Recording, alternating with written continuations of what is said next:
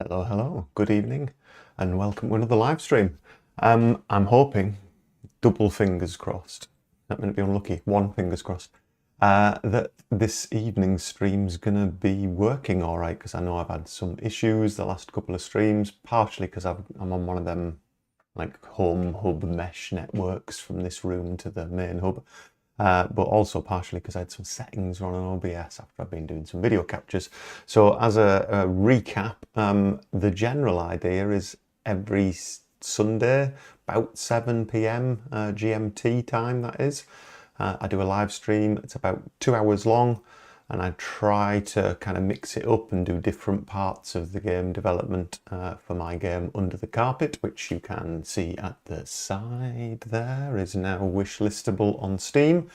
And generally, when I finish the live stream, about 15 minutes after the live one goes out, it basically gets added to a playlist of all the live stream videos on the YouTube channel. So you can look back at the last, 8 months, or 7 or 8 months worth of live streams since I came up with this idea in the first place.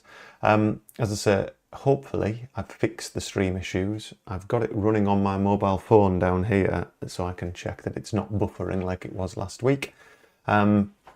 It turned out that what had happened, I'd been talking last week about the trailer that I'd made for Steam, for the Steam page, and when I'd been capturing the trailer using OBS and running the game, I'd set it to 60 frames per second. It's a little warning for everyone else.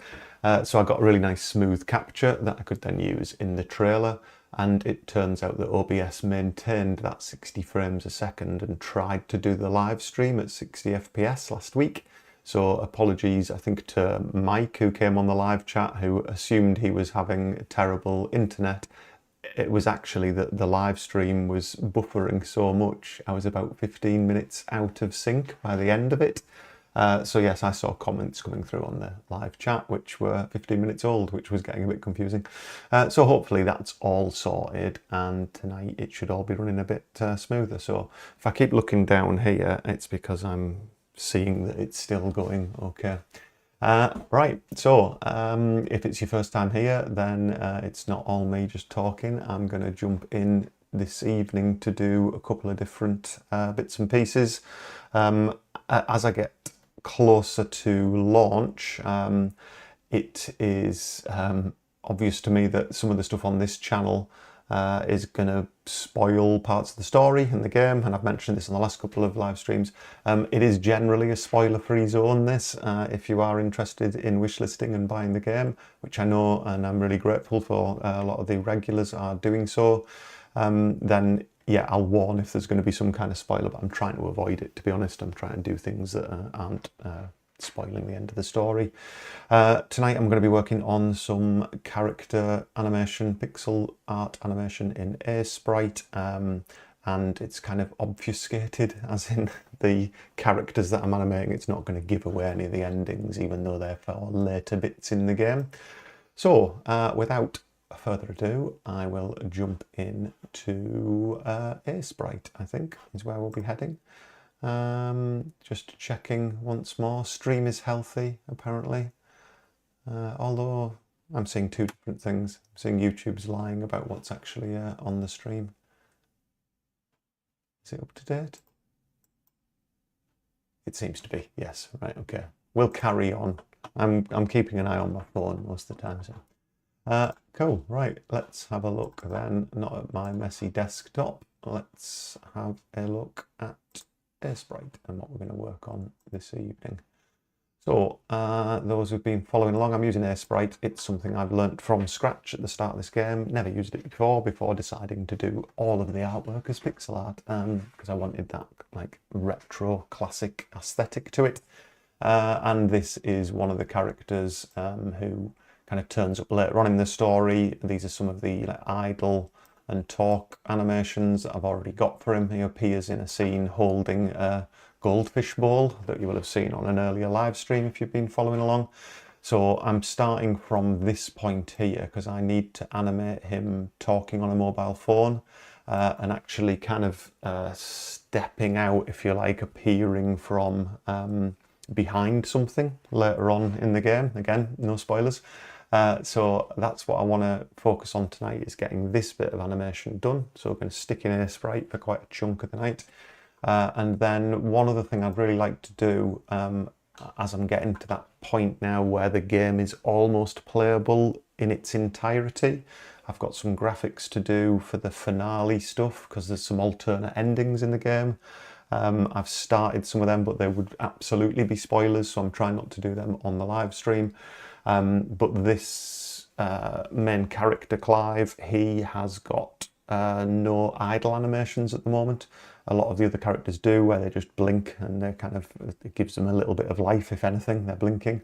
But because he's the main character, I want to try and do some idle animations for him tonight. So perhaps, well, certainly a blink, because it's dead easy.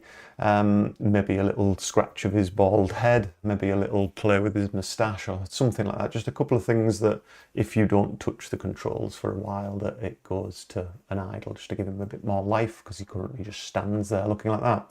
I've already got talk animations for him that are used when he's talking in the game, so I'll be starting from that point there.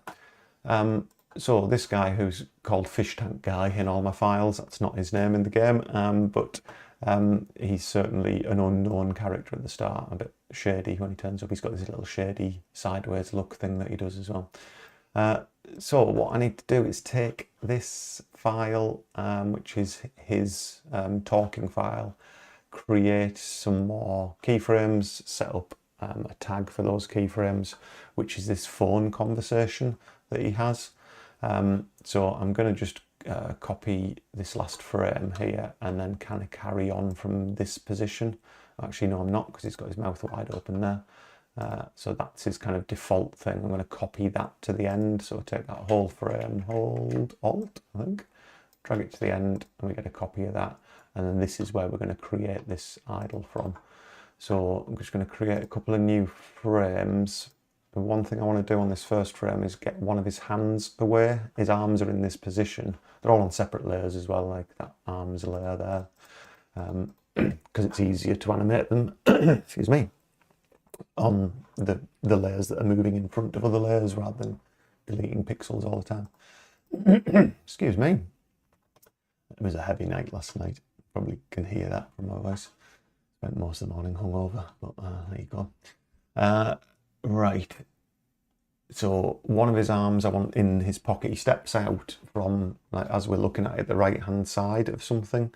So the phone's going to be in his right hand. So this arm either wants to be down by his side or gesticulating, kind of like you do when you're talking to somebody on the phone. So I might start it a little bit lower than that. I know we'll start it as it is there, but we want the mobile phone in this hand. So I think what I might do is break his arms into two different layers, because the arms are going to be doing two very different things. So I'll call one phone arm and free arm. And this is just going to be over these frames. I'm going to split them. So let's have a copy of that up there. Voice really is hoarse. So let's get that deleted off there. Get that one deleted off of that side.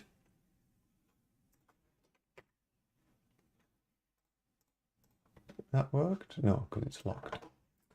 I wonder what was going on there. Okay, so we've got two separate phone arm and free arm. Let's just delete that. Duplicate that. So we've got this starting frame, and you can see I can now toggle off his phone arm. Yeah, I'm probably going to end up having to cut this bit of his arm off here as well, because it's going to come quite high up to his ear, and that's going to look a bit weird, but we'll see as we go. So we want to start off by sticking some kind of phone device in that hand. I think,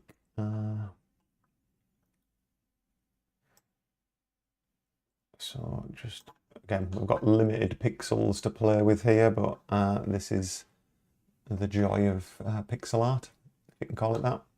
I think, I mean, it would be, if you were holding your phone against, you know, the passport, holding your phone against your body like that, you'd lift it up and you'd you'd see only see the screen as it comes to your ear, so it'll be the back side of it and then the front side of it. So it's going to be just black to begin with. And then on this frame, we're going to chop off his arm here. You can see I've got problems straight away that you notice, which is on the jacket underneath. It's got this shadow, so we're going to have to get rid of these shadows and paint them back in afterwards. So just make sure that these frames, like his other arms, let's get rid of all the shadows and we can deal with them at the end.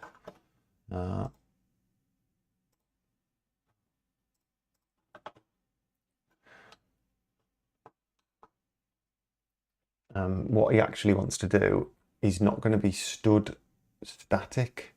He's going to step out from this side, but I think I'm going to do the phone talking animation first because he'll be in this position, and then I'll do the step out one separately. I think I'm kind of going to do this bit backwards, but I want to get this bit done where he's talking on the phone. Really, I want to focus on that tonight. So you can turn on the onion skin thing to see where the last frame was, which is kind of handy, especially if you've got an outline like I've got there. So we'll just have his arm coming kind of flat like that. Just sampling colours from there. This kind of phone thing, which is for all intents and purposes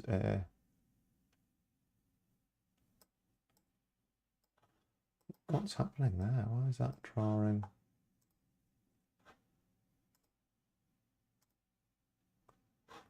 Hang on a second. Oh, it's because I clicked the wrong swatch, that's why. That looks semi-transparent, and it was. So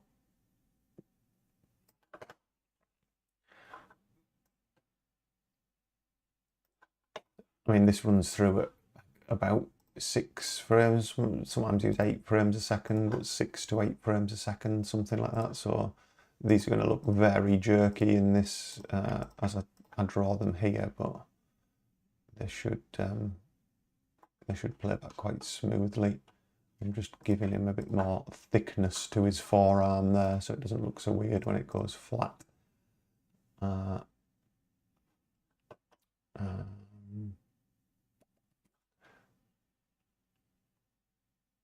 So this other arm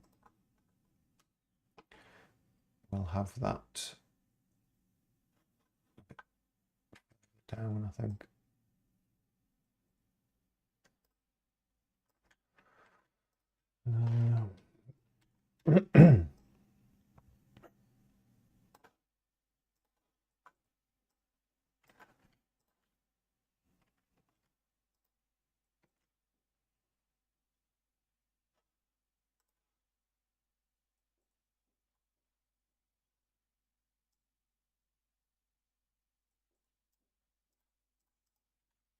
Sometimes that eraser is too big. Sometimes the incidental stuff, like other limbs that are moving when that aren't the kind of main focus of attention, that kind of makes things feel a little bit more alive as well.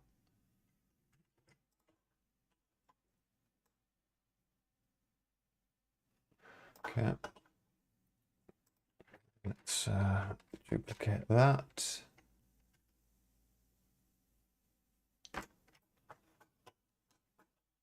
Go back to his forearm.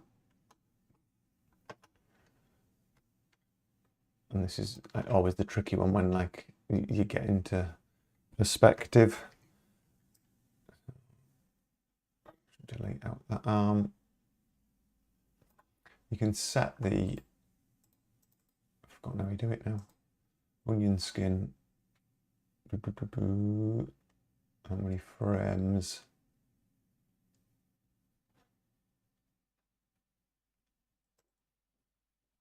and how opaque it is as well.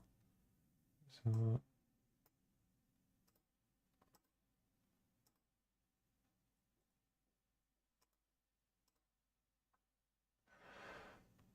not sure we set how many frames thumbnail size, overlay size.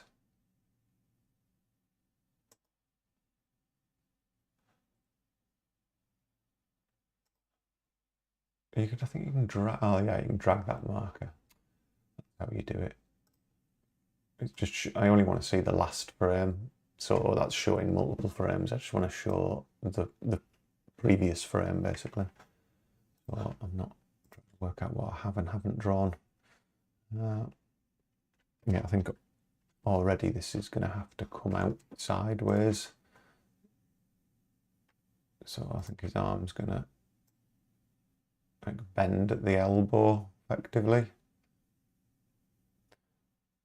So we can still get away with his body bit there. It's just going to be a bit darker in that crease. Still don't understand why that looks like it's transparent. It's worrying me that I'm on the wrong frame every time. I'm not, but I think it's that setting which is in front of Sprite or behind Sprite. Oh, then it gets lost behind there, yeah, so you can't.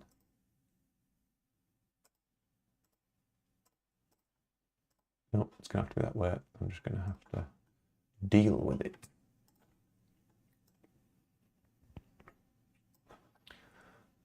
It's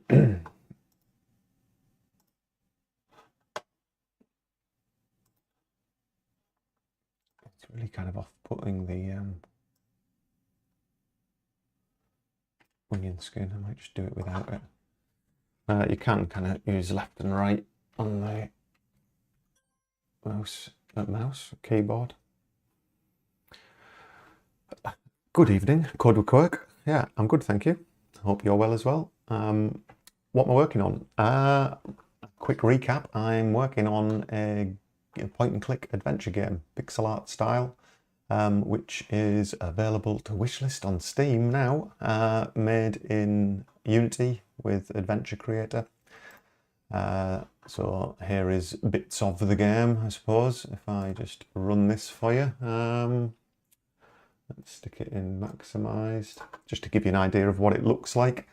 I'm about 9 months into the development now, and it is a kind of comedy point and click adventure about a guy who runs a carpet shop, and something like really dodgy starts happening, and he uncovers a bit of a mystery in this carpet shop. Yeah, it's all hand drawn, all drawn in Aesprite. So every part of the game, every sprite, every background, every item is all hand drawn in Aesprite. There's a variety of locations and a hell of a lot of logic that's had to be written for it using the Adventure Creator plugin that you can get for Unity. So yes, it has been a labour of love for the last 9 months, something like that. So it went onto the Steam page, went live about a week and a half, 2 weeks ago for wishlists. So there's a trailer up there and everything. If you want to go and have a look, it is called Under the Carpet, and you should be able to find it on Steam, I believe, if you search for Under the Carpet on Steam.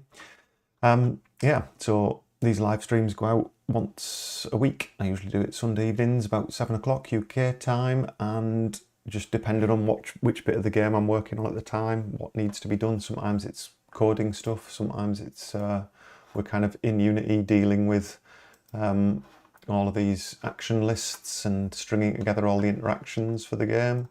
Sometimes I'm bug testing, and quite a lot of the time I'm drawing pixel art or working on animations. So tonight I am working on animation of this character. So I've got his talking animations that I did a long while back, and his idle animations, and I'm just working on where he's about to pick up the phone and he's talking on the phone. So that is the job for tonight. Hope that answers the question, and yeah, welcome to the channel. And I can see you watching on Twitch. Over on YouTube is where most of this happens, to be honest. I stream at Twitch straight out of the YouTube stream, so it's a couple of, it's probably about 60 seconds behind the YouTube live.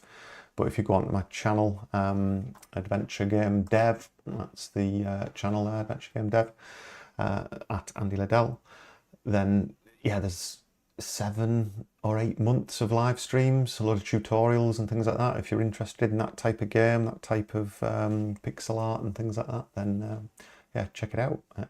Hit a subscribe button would be cool. Hit like on a couple of things, and yeah, hope you enjoy looking at it. If it's your kind of thing, go for it. And most evenings there's a few regulars who come on the streams on Sundays, and it then gets recorded onto like the YouTube playlist, so you can watch them back and things like that. But usually it's me just droning on, doing very slow animation in pixel art. But we're getting there. So we're working on arms at the moment. This arm is about to come up, and his forearm needs adapting. This is where I'm going to have to start changing his jacket on the layer underneath as well, I think. And I always struggle with this like perspective of someone's arm when they've got their elbow bent. It is like tricky to work that out, but kind of like looking at yourself on your elbow comes out here when you're on the phone, so his elbow kind of needs to stick out that way, and his arms come up, elbows out. So that is the bit that we're on. So elbow's just about to pop out. We're gonna have to change the angle of his jacket at the top here. So let's just pull that across a bit like that.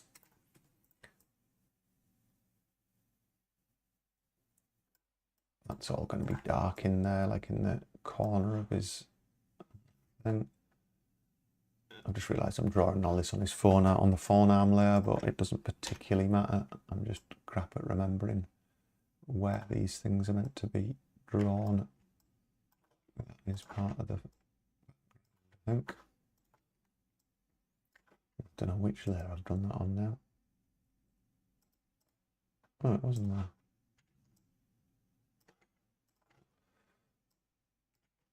All right. We'll get there in the end.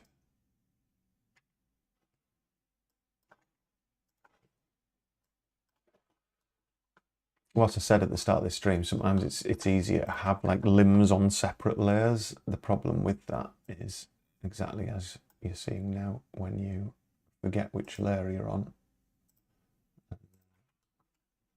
accidentally draw all the stuff on the wrong layer. So his phone is at the moment just a black rectangle.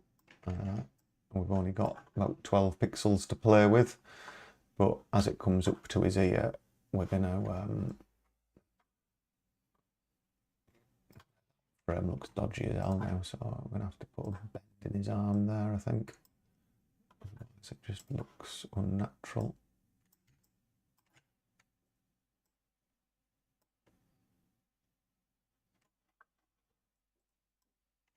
Yeah, but he doesn't have like a dark brown edge on his arm, which is not helpful because go.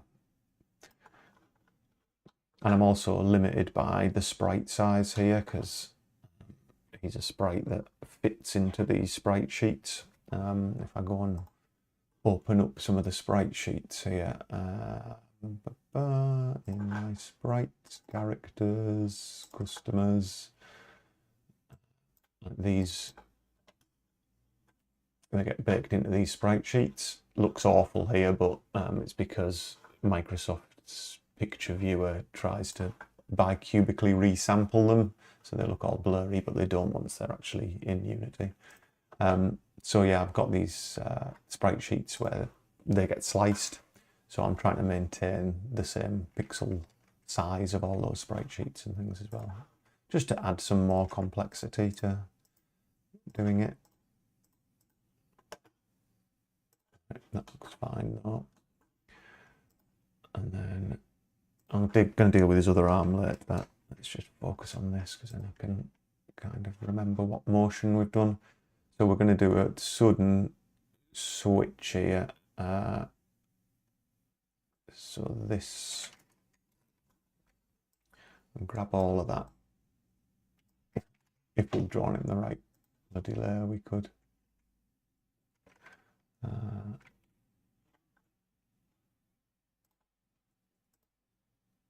I've drawn most of it in the wrong layer. No, let's just try and grab it.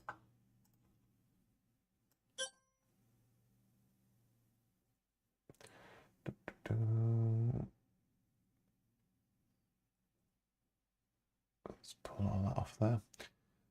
Am I self-taught? I am, yeah. Well, kinda. This stuff, I didn't know how to use Aesprite at all at the start of this project, so I came up with the idea for this game about 9 months ago. It was literally a couple of sentences on a piece of paper when I started this live stream, and a little pencil sketch of the main character, Clive. That's the main character here as well. I'll be working on him tonight as well. Got some idle stuff to do on him. So at that point, I just knew I wanted to do like a pixel art style one, like reminiscent of the 90s LucasArts games and things like that. And I hadn't drawn any pixel art probably since I was at college, like 25 years ago or something. So Aesprite I've had to learn from scratch, completely self-taught, just watching YouTube tutorials and things like that.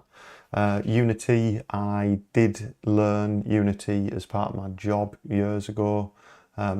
So coding, I went to university and did computer graphics and coding and things, but all of the kind of things that I'm using now, so Adventure Creator, which is a fantastic plugin.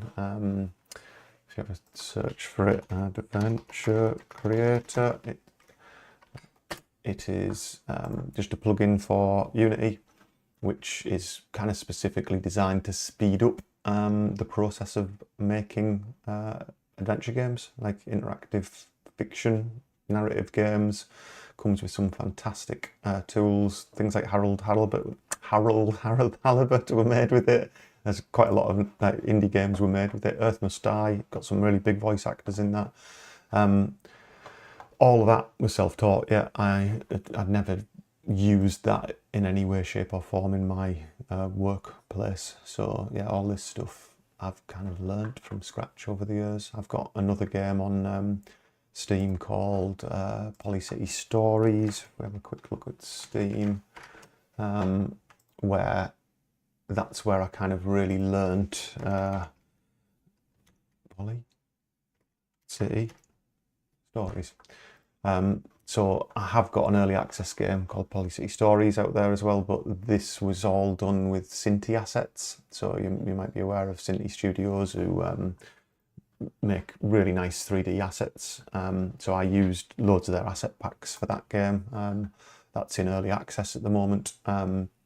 And the whole first act's done. There's like a decent amount of kind of funny detective. It's kind of a bit like Naked Gun, like the Leslie Nielsen films of the 90s. That's where I kind of really learned how to use Adventure Creator in creating that. And I'm still in the process of getting the other acts of that finished so I can get this out of early access and launch it as well. But while I'm here, yeah, you should be able to search for Under the Carpet. Now, there it is, which is quite nice, seeing it on Steam after all this time. And there's a lot of screenshots and a trail and everything on there of bits of this game. So yeah, the learning Adventure Creator, if you already know Unity, it's just, Adventure Creator is just really handy. It's got so many fantastic tools specifically to speed up the process of making this type of game. It's not particularly complex to learn, but it is one of those things that like you find new stuff every day that you're using it. It's like, oh my god, I've been using it for 4 years and I didn't know it did that. And constantly finding that type of thing with it. Do you know what I'm going to do? I'm getting sick of getting this on the wrong layer. I am going to merge the jacket, I think. Am I? No, one other thing I am is indecisive. Let's just continue to be.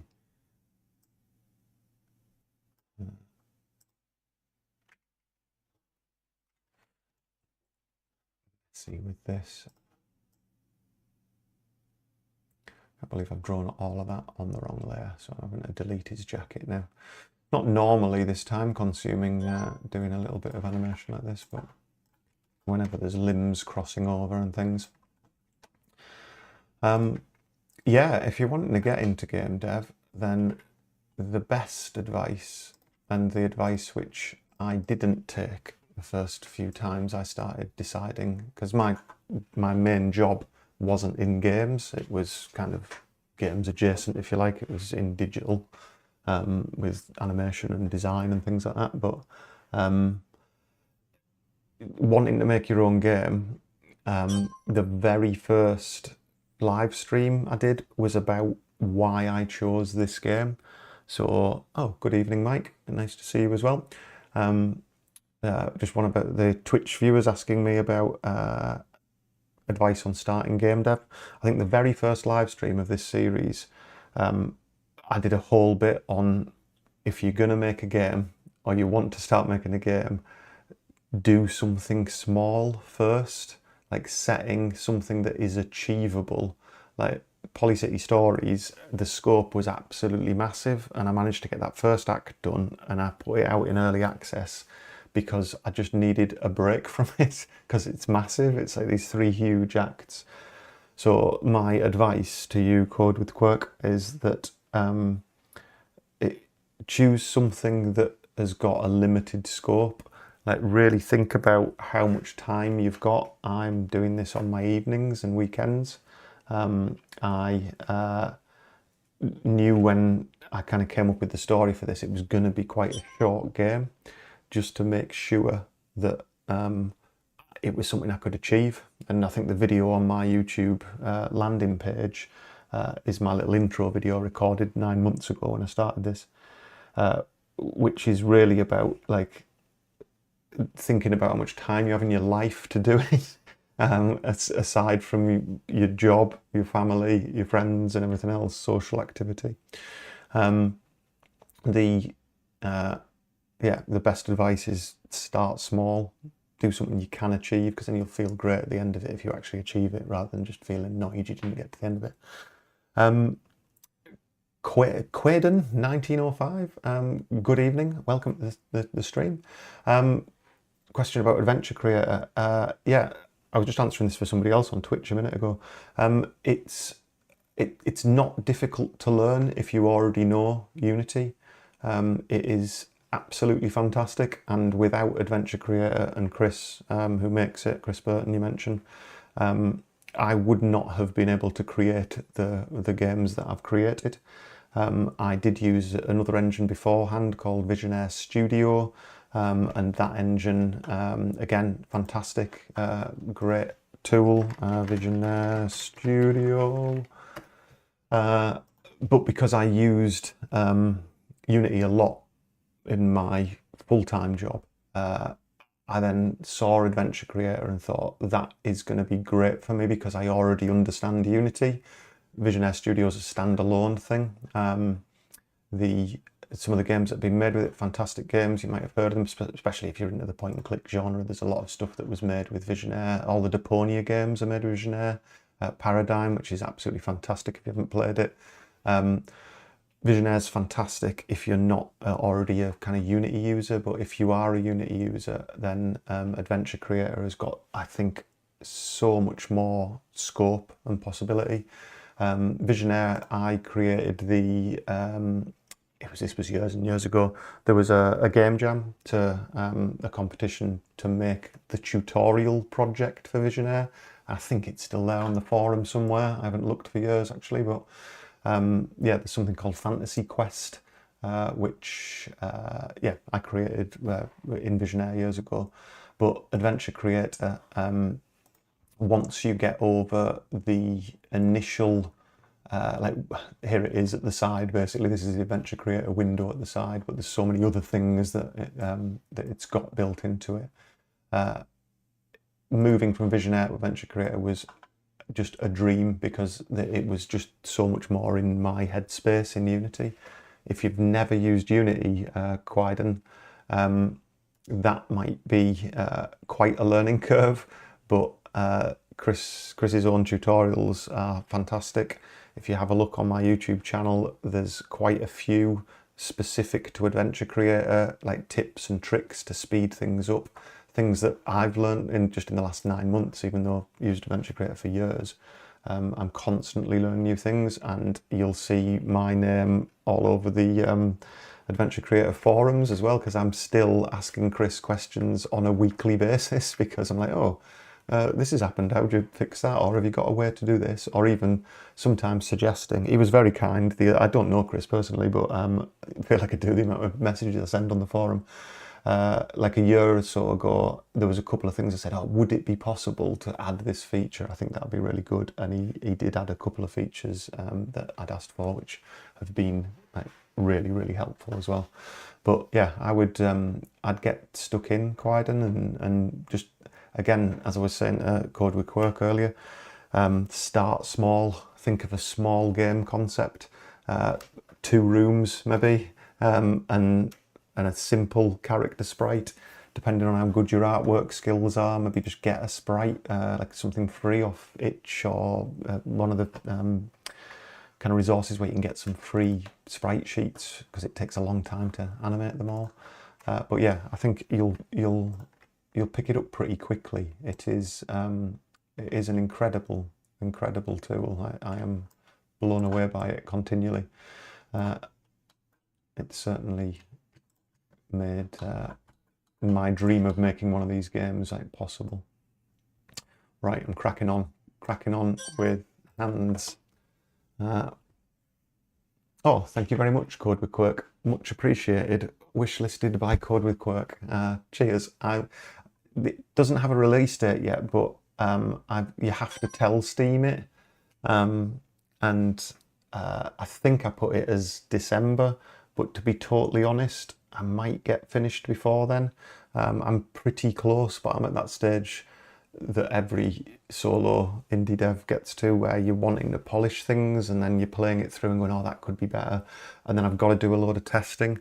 There's a couple of regulars on the channel, Mike's here on YouTube, and a few others who've been along for the ride for a while, who have volunteered to do some beta testing and things. So that's why I've set December as the release date, because beta testing, 1, you come up with loads of bugs, 2, when you get enough people to play, it might turn out it's really boring and rubbish. It might turn out that people don't get part of the story, or some of the jokes don't land. So I've just got to leave enough time for fixing all of that and making sure it's actually a great game at the end of it. So yeah, that is why I've kind of said December, but I think I'm hoping it'll be ready before then. I'm still enjoying it, which is the great thing, really. So what we're doing here is, yeah, this bit of animation where he's lifting his phone up to his ear. One thing you've got to be careful, I mean, this is all stuff I've just learned in the last few months. Rotation in pixel, not good. As soon as using pixel art, I did a game called Something Foul Afoot that was all in Flash. Adobe Flash is what I used for years and years. That's where I learned to code in ActionScript and things. And it was all vector, and you could basically pin things and kind of make armatures, and the character animation stuff in it was just fantastic. And I've learnt pixel art to start this game from scratch. And it's like, oh, you can't just rotate things because there isn't enough pixel density to see it. So everything ends up having to be drawn, which takes a long time. Right, I'm at this point, I'm looking at my webcam to see how your arm goes when you're holding a phone like that. It's kind of, you see the back of it, you see the back of it, and then you see the front of it as it goes around your ear. So that's the frame we're up to. Let's just duplicate that. About that arm. I'm going to be getting to the point where his arm's going back on itself here, I think. So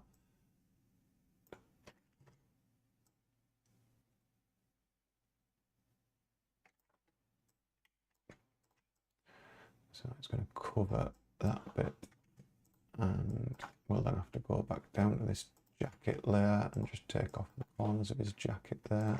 Add that pixel back in. Back to the arm layer. Yeah, Quiden, if thanks for subbing to the YouTube channel as well, much appreciated. Yeah, have a look, have a scroll through some of them tutorials, and by all means as well, just stick a comment on it. I know every streamer says that, but genuinely on YouTube, if you stick a comment on one of the tutorial videos for Adventure Creator, or there's something that you're not quite sure how to do, then just ask us, because on these live streams, quite a few times I've just answered people's questions from the comments on YouTube and shown someone how to do something in Adventure Creator or in Aesprite or any of the bits of software that I'm using during it. So I am very appreciative of community members getting involved in all of that. That's another sign from my live streams, is you will hear my dogs barking. Well, at the moment it's because they hate pigeons, and pigeons keep landing in the back garden. Trying to get them to scare off the crows. There's got two crows that I'd rather not have in the garden. But right, we're gonna kind of start to show the front of his screen, because it's kind of going behind his ear here. Oh, that's the thing we're representing. It doesn't look much like an ear. Put a little bit of highlight on the edge of his hand, because it's going to happen so quickly. It's as he flicks around, maybe we won't do it quite so quick. You'll see a little bit of blue.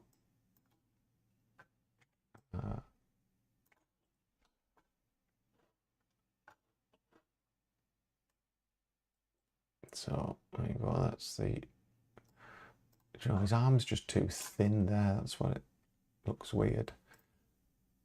The problem is that's his actual, like, normal standing stance. He's just got very thin arms when I first drew him. Pixel the same colour. I'm also on the back of a terrible hangover from yesterday, so everything's a bit slow today. Voice is a bit croaky. Shouldn't have done that.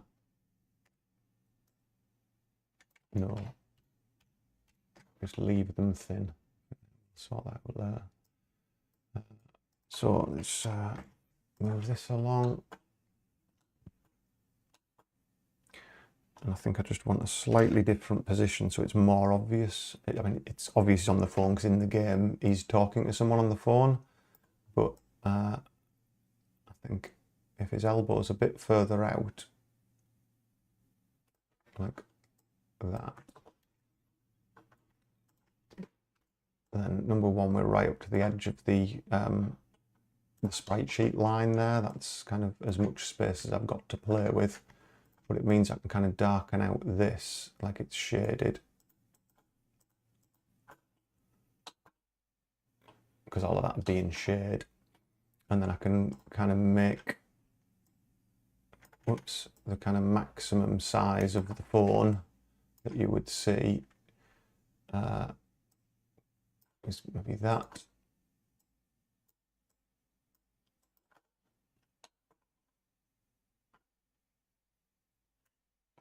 Shall we put a little black border in there as well? Yeah, no, I think that's good. Might even just bring up the brightness of that.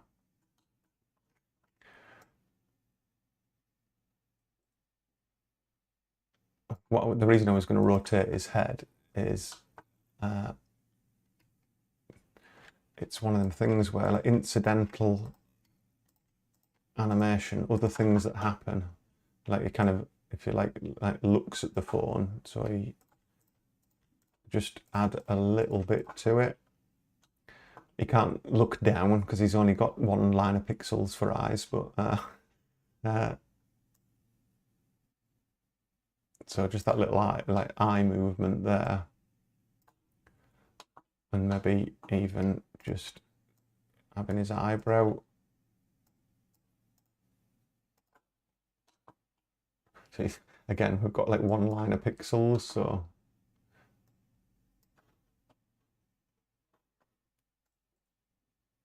no, looks rubbish that. Trial and error, it's the best way. Okay, so this other hand that's just kind of sat there, I think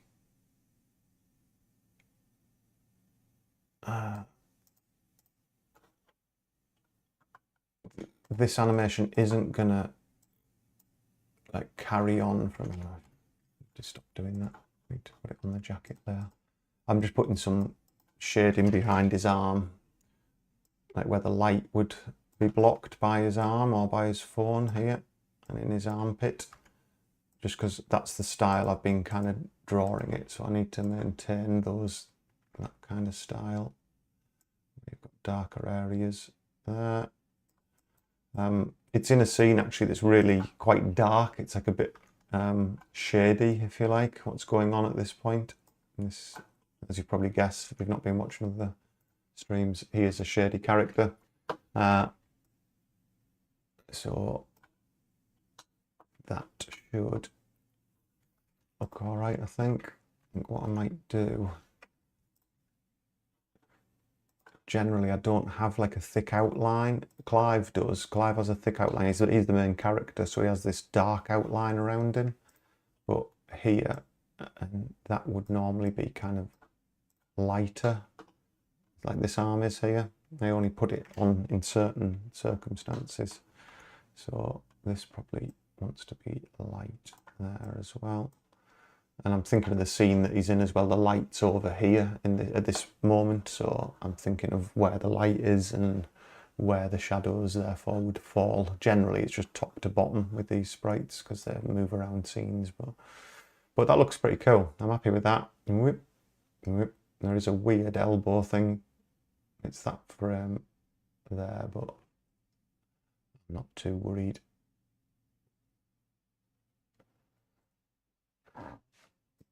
Okay, so that's going to be the position in which like he talks in the phone. He called me and now I'm here. It's Fritz Hugo. Good evening, Fritz Hugo. Nice to see you again. A long time. We're working on the dodgy fish guy. I call him dodgy fish guy because he's holding a goldfish bowl in his other scenes. I think find one of them for those who are new to the channel. Let's have a look. Aesprite, characters, customers, fish tank guy. Oh, actually,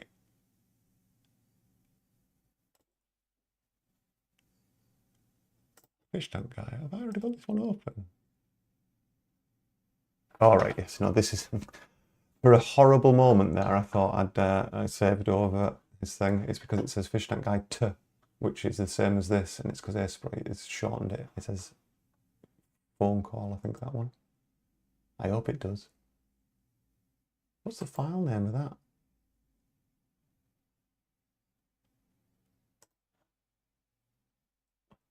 Fish tank guy talk phone, yeah, and talk D.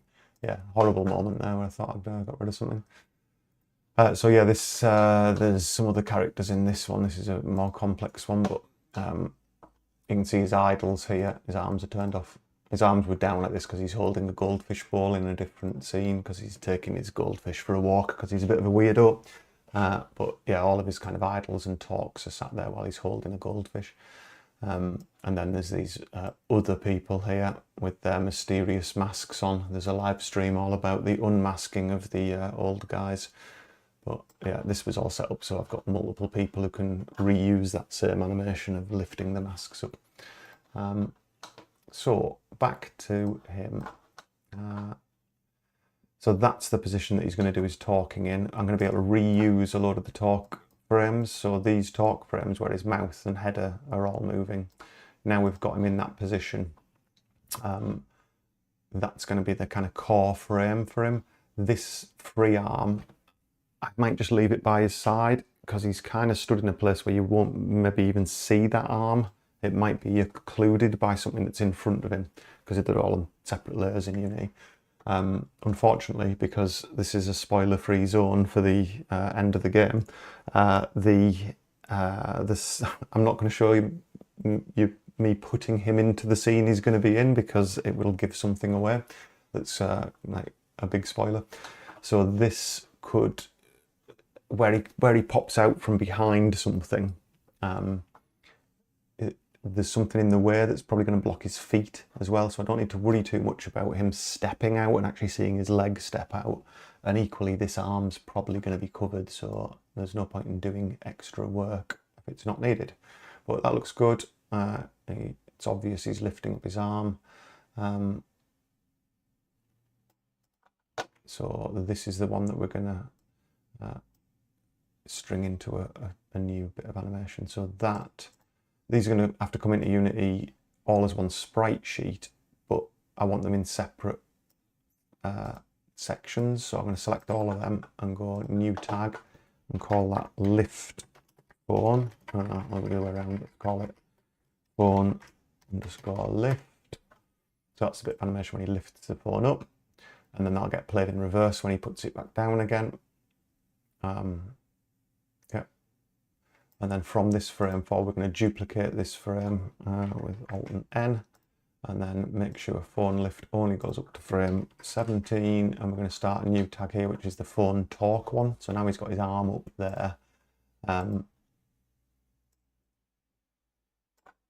We want to take all of the heads of him talking here, so all of these frames here, and we're going to copy them onto some duplicates. So there's 6 frames there. We're just going to duplicate that 1, 2, 3, 4, 5 times. So we've got 6 frames. All of these heads are going to come out. So I'm just going to delete them out. I'm going to get his talk heads from here and just Alt drag them onto those frames.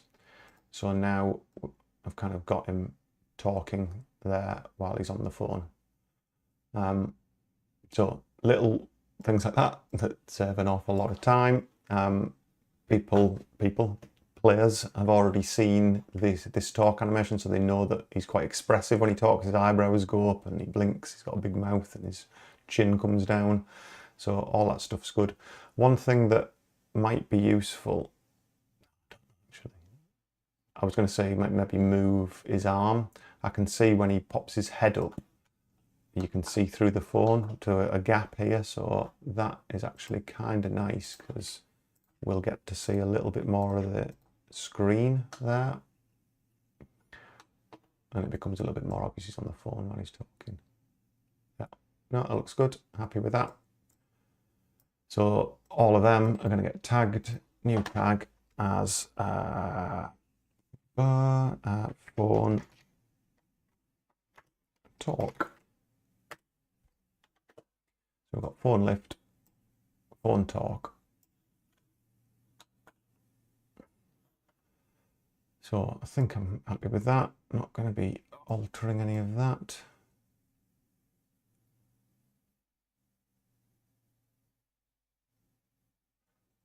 I mean, he's got this shift. I'm always thinking he's got this idle thing that he does where he kind of crouches down and looks left and right. I'm wondering if I just borrow a bit of that for when he lifts up the phone. And then he does like a little left and right look beforehand, almost like he's waiting for it to connect. Might do that because it isn't a pain to do it really. So I'm just going to take this frame and duplicate it twice to 18 and 19, delete these heads, get these idle heads where he looks left and right, grab them to Alt drag them into that slot so he does this like little left and right look.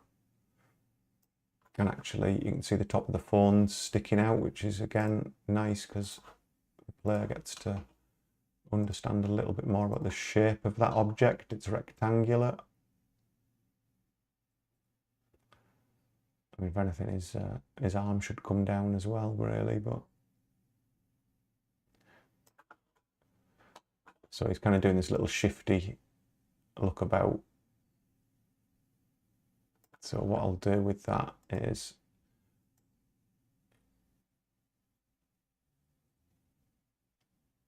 so we maybe want like 3 or 4 of them. We could repeat that frame in Unity as we set it up as a sprite animation, but it'll just be easier. And these are tiny file sizes, like literally like kilobyte or 2 for this sprite. So by the time you've got like 30 odd frames, it's like 32 kilobytes. They're tiny, so it loads really fast. It's not a worry. And they come in with no compression. They come in not scaled, so that they get like all the nice pixels stick in them, so you don't get it all blurry like that Microsoft picture viewer showed them. It means that I can not worry about duplicating frames here. So he's going to do a left-right look, and then we're going to excuse me, keep him looking left for a frame. So it's one, he's looking that way, and then I'm going to duplicate that and drop it in the middle of them. So he's looking that way, stays looking that way, looks back the other way, duplicate that one again, so he stays looking that way for a bit. So you've got these, they're now double frames, and then I'm going to duplicate all of that lot.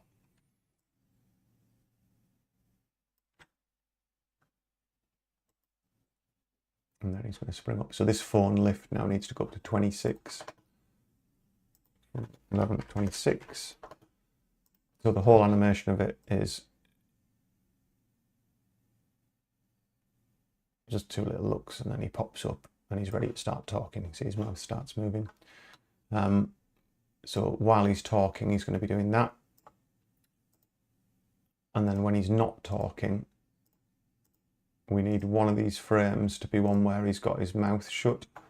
So that first one there, like 27, where he'll be like, if you like, listening while the other person's talking. So he could kind of do with having a blink in that, like a phone idle, effectively.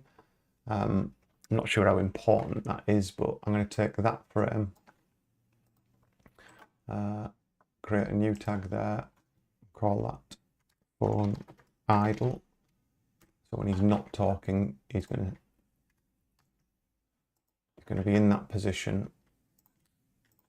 His mouth's going to be flat. And then one of these frames, just check how he blinks normally. Some of the characters blink, yeah, like that, where the skin appears, like their eyes shut effectively. So he is one of those characters. So let's just, whoops. I realise I put that on the phone arm layer now, but let's fix it. I'll only come back and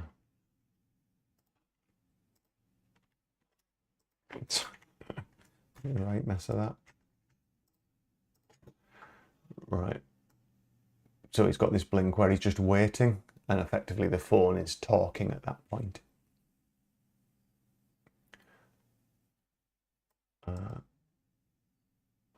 Right, okay, that's good. So we've got all the bits that we need. We've got that phone lift, we've got the phone talk, we've got his phone idle while he's listening, and I've just put 2 frames there. I can space them out in Unity. It'd be just as easy to kind of just do a few like that with his eyes, and then he does a little slow blink, and then copy some of them, because I'm only going to have to do that in Unity anyway, and copy these frames around. So he does a little blink, and then he waits, and then he'll go back and he'll blink again. So let's just leave it like that. Go up to 42. So we've got that set as well.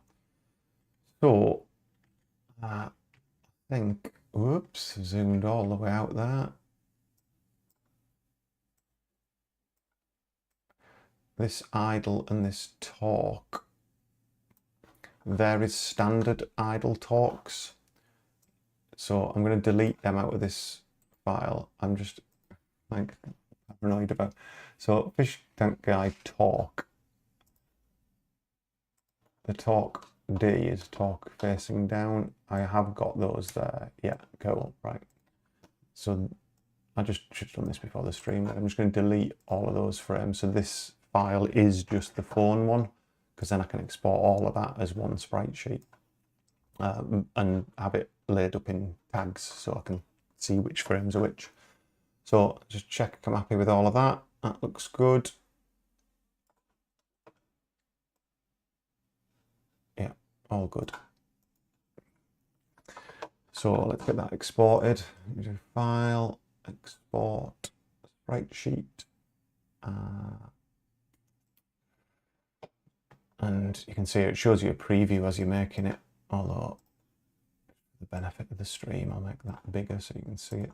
File, export, sprite sheet. It would normally do it just as one like really long thin sprite sheet, but you can set some options in Aesprite here. And again, I've learned all of this. I didn't know Aesprite at all months ago. And if you watch the live streams, you see me get this wrong all the time. So if you go split tags, what it does, it splits the animations by the tags that I put. So his lift, his torque, his idle is all in there. That is just helpful when you're looking at them in Unity, because you can, when they're so similar, it's difficult to see them.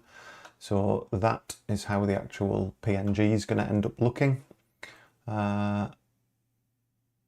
Split layers, by the way, would split all of his bits, so you could split all of the bits that are on the separate layers. I never do that. And then you can put padding and spacing and things, but I don't need to do any of that. And I'm going to output the whole sprite, all visible layers, all frames, and then just make sure I'm not saving over anything. It is going into my sprites, characters, customers. So there's Fish Tank Guy Talk.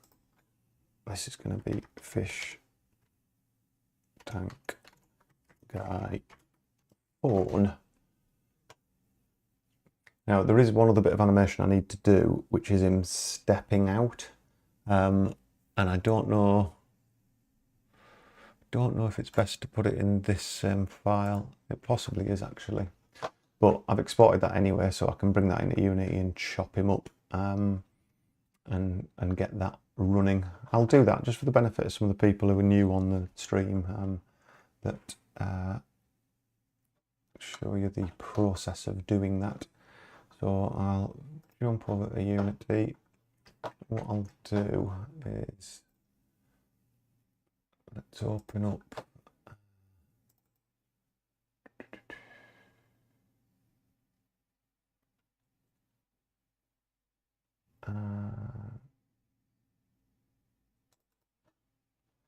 so this is one of the kind of a template scene that I do some testing in and stuff when I've got a bit of animation to test or something to test, which, yeah, is testing Tyler's animations at the moment, I think.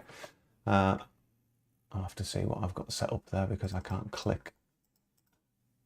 Oh, it's when I was doing his upwards walk cycle the other day. Yeah, Tyler didn't have an upwards walk cycle. So what we might do then, let's just see what's happening there. My lord. Yeah, that's all behaviours for Tyler, so he can walk about. Yeah, getting reset to idle, waiting 2 seconds, walking to a position on screen, and then waiting, then walking to another position, and stopping and saying, hello, I've finally got an upwards walk, upwards talk. Oh yes, he's talking facing upwards as well. That's something I did the other day. So just go and check my start scene. Let's disconnect this. This is, I talked about this last week, is getting bigger and bigger. This is how I test different parts of the game in Adventure Creator. So I've got these little groups set up for testing Tyler's conversations with the fish guy, when the fish guy's gone, when the phone's ringing and there's a leak, investigating footprints, the PC you've got to log on to, an alarm box, which I've not talked about much, mini spoiler, and then other things for, so these are just actions I've got that I can hook up to test certain things. So I'll just disconnect all of that because they'll be doing some weird shenanigans in the background as well. And I'll bring this guy into this scene and we'll get him on the phone. Time on 8:10. These streams generally 2 hours long. Usually 7 PM UK time to 9 PM UK time most Sundays.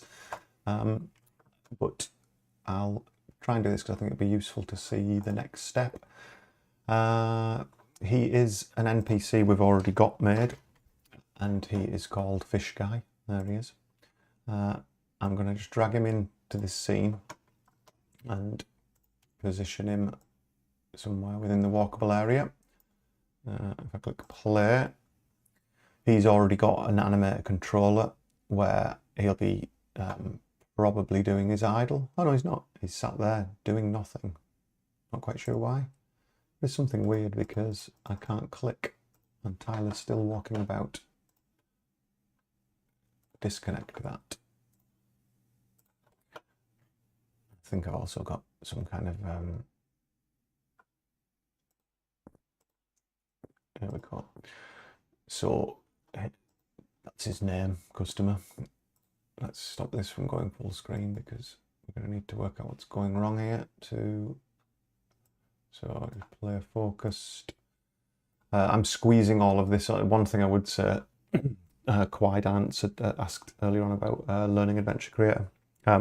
There's a lot of stuff on screen once you're using Adventure Creator in Unity, like your play area, all of the kind of inspector stuff that's got all of the Adventure Creator game objects on it, the Adventure Creator side panel for creating new objects like hotspots and cutscenes and colliders and markers and all of your other settings and the variables that you're using in the game and the inventory items that you're creating.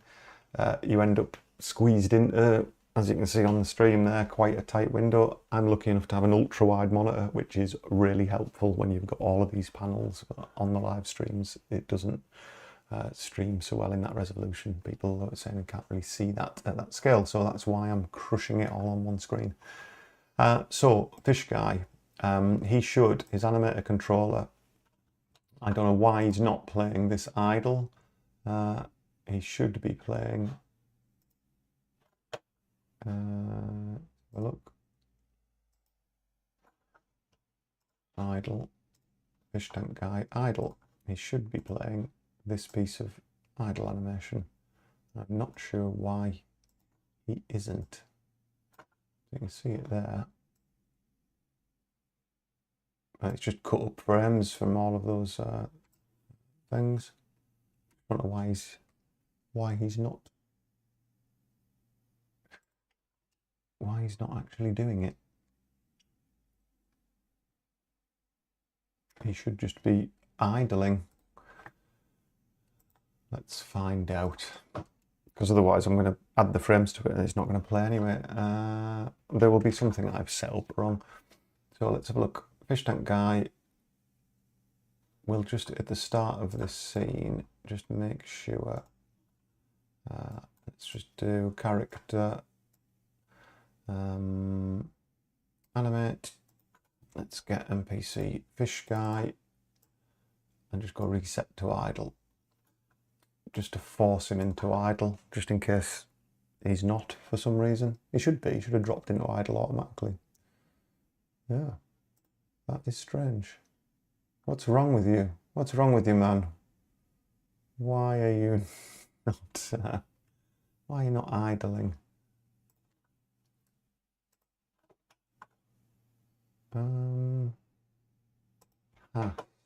The joys of game development. In answer to Code with Quirk, who asked earlier on advice about starting game development, be ready to not understand what's going wrong most of the time, because there is no reason why. His entry point is there, it automatically goes to idle. There is no kind of reason why he shouldn't be dropping from entry to idle. It is running at 1. Fish Tank Guy idle, loops, pass. Don't know why he isn't.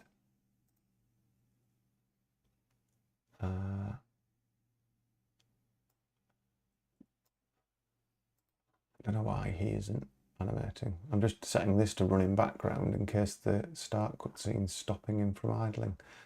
Let's select him. So So you can see this is why it's really helpful to be able to run it and check. So you can see his animator controller's not running his idle down. He doesn't have an idle up animation. He's a character who never appears facing the other way. You never see the back of his head because you'd have to draw all these idle directions. So he has landed here, and by default, I always forget in Adventure Creator, up is the default state. So Adventure Creator thinks he's facing up, so it's making him idle in the up direction. So it's an easy fix. All we need to do at the start of this test scene, we just need to move his facing direction. So we're just going to do character face direction. It's not the player, it's the fish guy. We want to have him to face down instantly and then reset him to idle. Now we'll be idle down. So when I press play, that's why he wasn't. It's a natural thing. It looked like he was facing down, so he's facing down. There you go. So now he's idling. You can see he's looking left and right. He's doing his little shifty look arounds. And the speed of that is entirely related to the samples here, like the frames per second. I don't think it changes live. Oh, it does. There you go, 12 frames a second. So he's moving much quicker there. But yeah, I think he's set to move quite slowly. He's quite a shifty character, but it's normally 6 samples or 6 frames a second that I run most of these ones at. Right. So I shall bring in this other animation clip. So his animator controller is there, and we've got these 3 new clips we want to make. So I've exported it from Aesprite. We saw that earlier on, using export sprite sheet, and you end up with this file that was fish tank guy talk D. No, fish tank guy phone. Confusing myself. So I'll be able to find that in here if I search for phone. This fish tank guy phone is the PNG. You can see it there in Unity. I have a couple of presets for importing things. So if it's a sprite sheet I'm going to slice, I use this preset. But ultimately all the preset is, it sets this sprite mode to multiple. It sets the filter mode to point, so it doesn't blur. You don't use bilinear filtering or anything, it just points, so the pixel art stays nice and crisp. And no compression, because the file sizes are tiny, so nothing gets blurred or compressed. I click apply there, and then I jump into the sprite editor, and here you can see it is sliced all of the sprites. So it's sliced them because it remembers my pixel size, where the anchor point is down between his feet, and each one of these is now going to be a sprite. So every frame is sorted into a sprite already. There's loads of slice options here where you can choose the pixel size. So 32 by 64 is my sprite size that you saw in Aesprite. So you've got all of these automatically sliced up. There is a setting, keep empty rects, which is turned off. It caused me a massive problem in another live stream because I was like, why is it not bringing in these empty frames? I need the empty frames for something. But it ignores these empty ones. There's no pixels in them. So that's great. So you don't want that on if you want it to ignore. So each one of these gets automatically turned into a sprite. I don't need to click apply. You would normally, if you change anything, you click apply. And I can see here that fish tank guy phone _15 is the last one of his pickup. So from 0 to 15, I'm going to grab, and then 16 to 21, I'm going to grab as a separate clip, and then 22 to 31, I'm going to grab as a third clip. So I'll forget that. We're going up to 15 first of all. I'm just going to discard those changes. So Unity automatically brought it in and sliced it. I was checking it had done it right. So 0 to 15, I highlight them all, I right click, I create a new animation clip, and it names it down there. So I'm going to call that phone, lowercase phone lift. And then I'm going to drag that into his animator controller. So you've got this phone lift clip there. You want to make sure, certainly with something like this, that you don't want it to loop. and him be doing this all the time with his arm. Sometimes by default it puts loop time on for the animation. You don't want to do that, obviously, for this particular thing. So phone lifts there. It doesn't need connecting to anything. We're going to call it by name when we need to. Everything should be fine with that. So that's the first one. The next one was 16 to 22. Someone would normally correct me on the stream and remind me, but let's have a look. Sprite editor, 21. So 16 to 21. So 16 to 21. Create animation clip. This is his phone talk. Again, make sure it's not. Oh no, this one is going to loop. Is that right? Yeah, we're going to loop. So he talks continually on the phone when we need him to. We don't want him to stop. Drag that across, and then the last one, 22 to 30. Was it 22 to 31? As he's talking, that's his idle. Yeah. So we don't want 21. We want 22 to 31. Create animation clip. Phone idle. Drag that in, and we want that looped as well. Loop time, phone idle. So we've got all his phone things. I know that's tiny on the stream there, but I'm just trying to fit everything on the screen for you all. So shifty. He's got that shifty animation there when he looks left and right. So it doesn't matter what order these are in. I'm just trying to keep organized. So he's going to lift, he's going to talk, and then he's going to go idle. And so I just kind of want them nice and neat there, so I can see them later.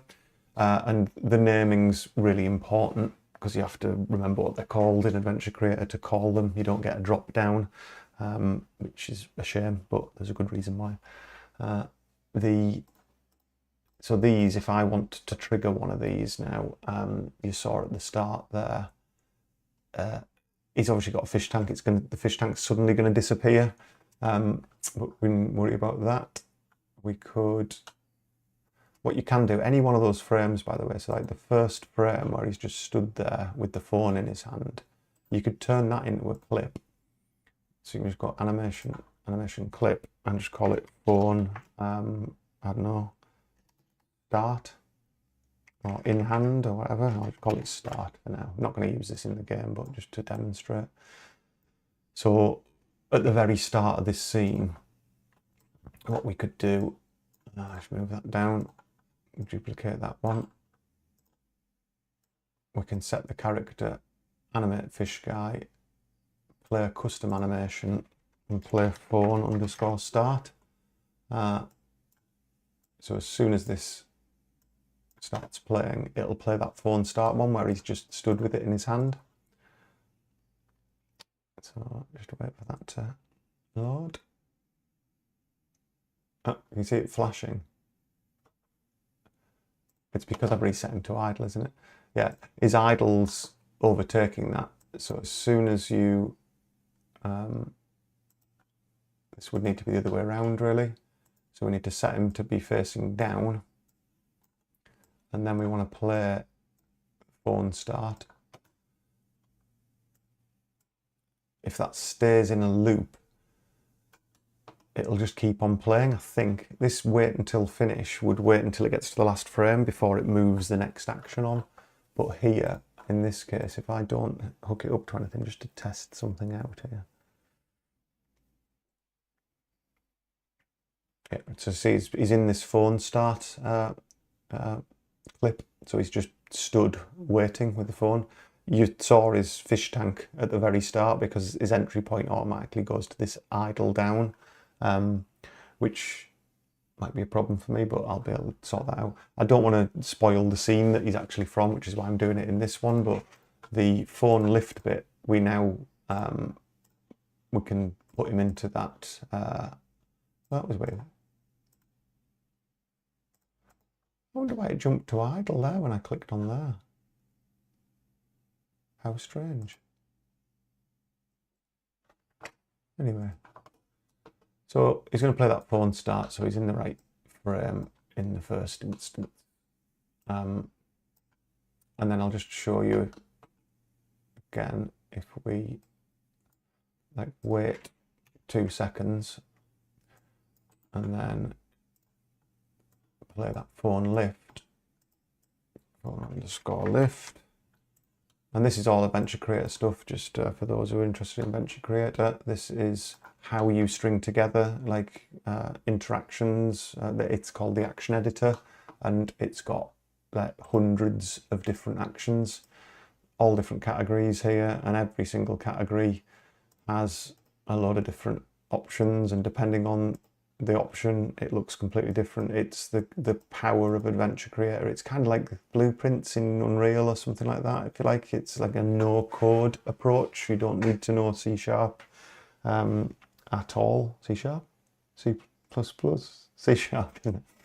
You don't need to know how to code basically for Adventure Creator. You can put it all together with these actions and make some really smart actions that are reusable and templates. I've got tutorials about them on the YouTube channel as well, so check them out.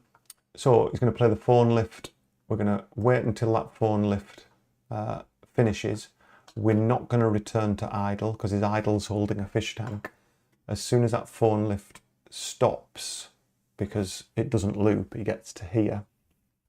I'm just going to wait another second and then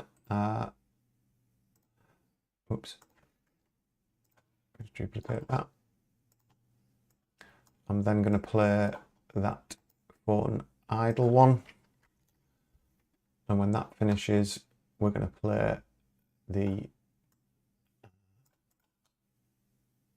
so it's, he plays start, he does the lift, he waits for a second, sorry, not phone idle, phone talk. I didn't even spell it right. People used to jump on that straight away on the chat and go like, oh, you spelled it wrong. I'm like, thank you. Someone's spotting a bug before I even get there. I'll leave that there for now, actually. So he's going to talk. He's then going to, so he's going to lift, wait, talk, wait. Do his little idle thing. Idle. Again, typing too fast. And then he's going to talk again. So I'm just going to hook that back up to there, and it's just going to go around in a little cycle. I'm going to put a 2-second wait in between it. So if that all works correctly, you can kind of follow that. We set him to down because that's his idle position. Actually, we don't need to do that. That's why we're seeing the fish. So we can just start him off straight away. Thanks, Fritz Hugo. A power nap. No problem at all. Yes, yeah, good luck with your power nap. I hope work goes well, and no problem. Thanks very much for the support and for popping on these live streams and things.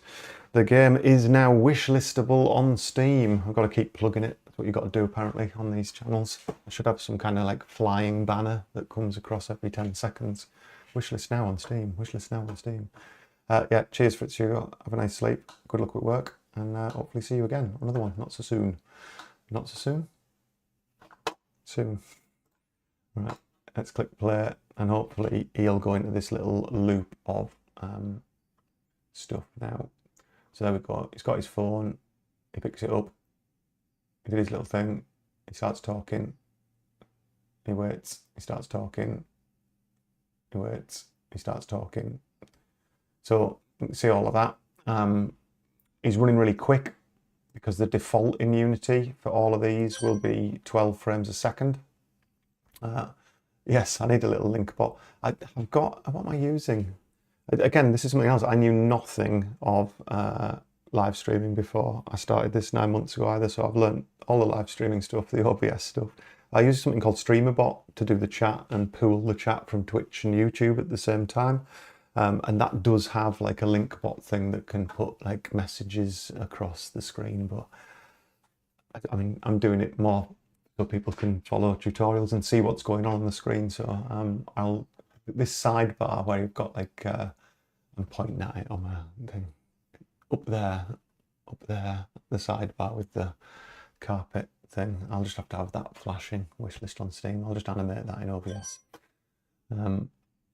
Yeah, Steam link in the channel descriptions. Yes, I'll write that down, Fritz. Thank you very much. That is a very good point. I will do a wish list now. Yeah, you keep me right. Wish list now in the channel description. All of that needs to be done. I might even change the landing video to the trailer or record something new of me talking to camera about it because the other one's 9 months old now. Right, thanks again, Fritz. Cheers. Have a nice nap. And thank you for the tip. So this phone idle, all of these came in by default. They come in at 12 frames a second. I'll just set them all to 6. I mean, that start one doesn't particularly matter.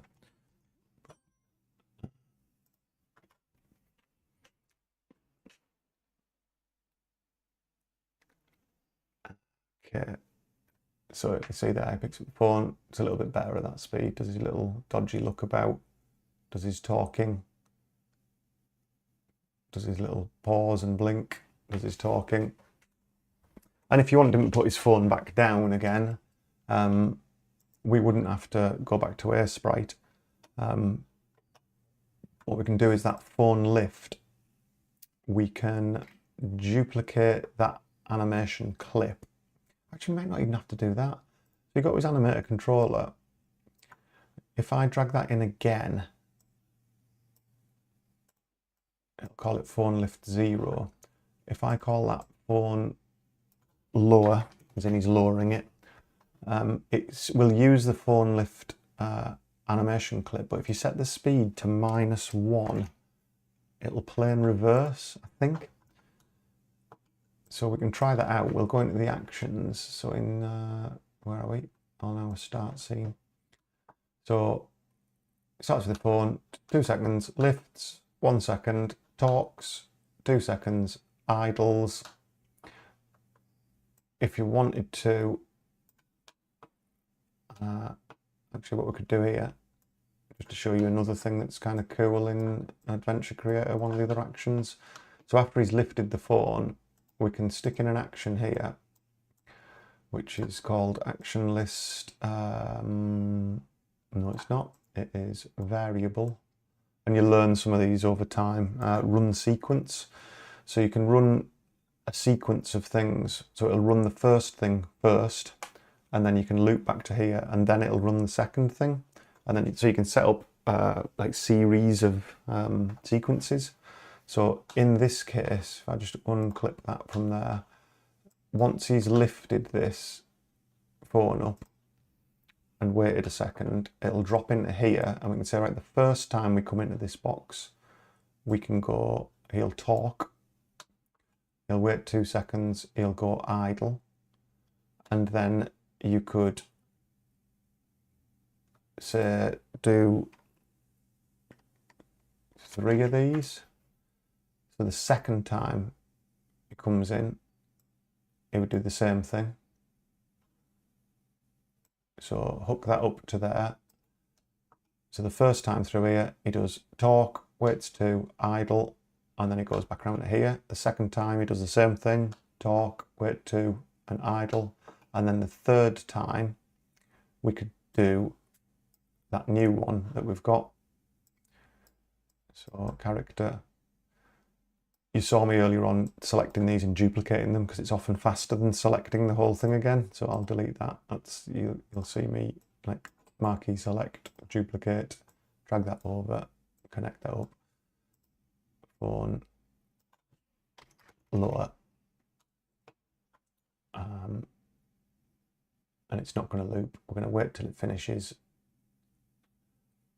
and it'll just be on the last frame. So it'll just sit there. So he'll go twice through his talking thing, and then he'll lower the phone, hopefully. Click play on that.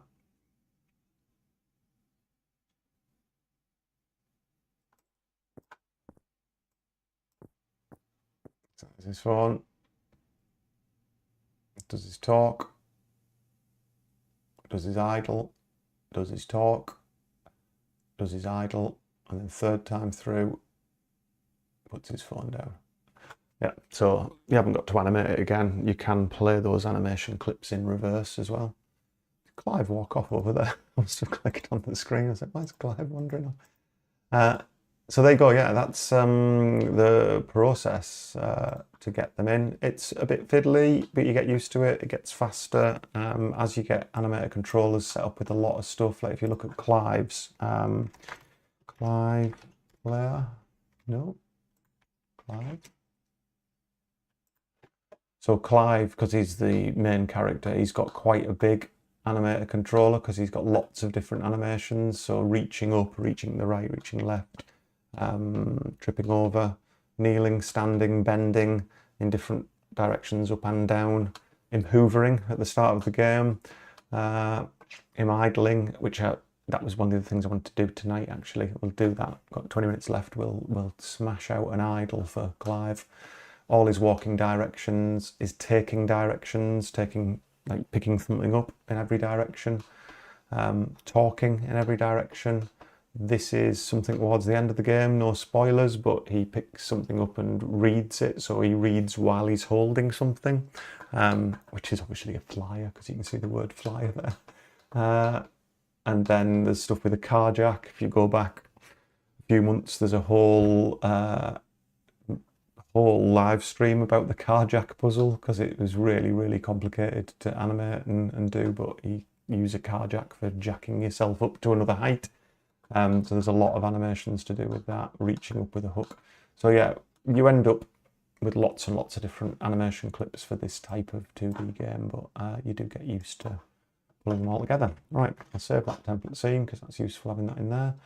Back to Aesprite. Let's get an idle done for Clive. So Clive doesn't have any idle animations at all, not even a blink. So we're going to fix that. This is his talk animation. So one weird thing about Clive, just the way that I drew him originally, he's asymmetrical. Not only his badge makes him asymmetrical, but his head doesn't sit in the middle of his body because there's only like 4 pixels across instead of 3. So he's always got this like little head thing going on. So it means if he's left-handed or right-handed, if he scratches his head or something like that, then he's got a little bit of extra space at this side. That would kind of make him left-handed, I think. What are his arms like? His arms are separate. His shirt's all separate. What I'm going to do this time is just delete all of his arm and his shirt, and we'll go from there, I think. Idle animations, subtle's best, I think. I've messed up loads before, or I've spent too much time doing some of these before, and then it's just looked rubbish. So this is going to be called idle. We're going to start with just a blink because that's nice and easy, like incredibly easy. So let's just do Alt and N for a new frame. When Clive blinks, I believe we just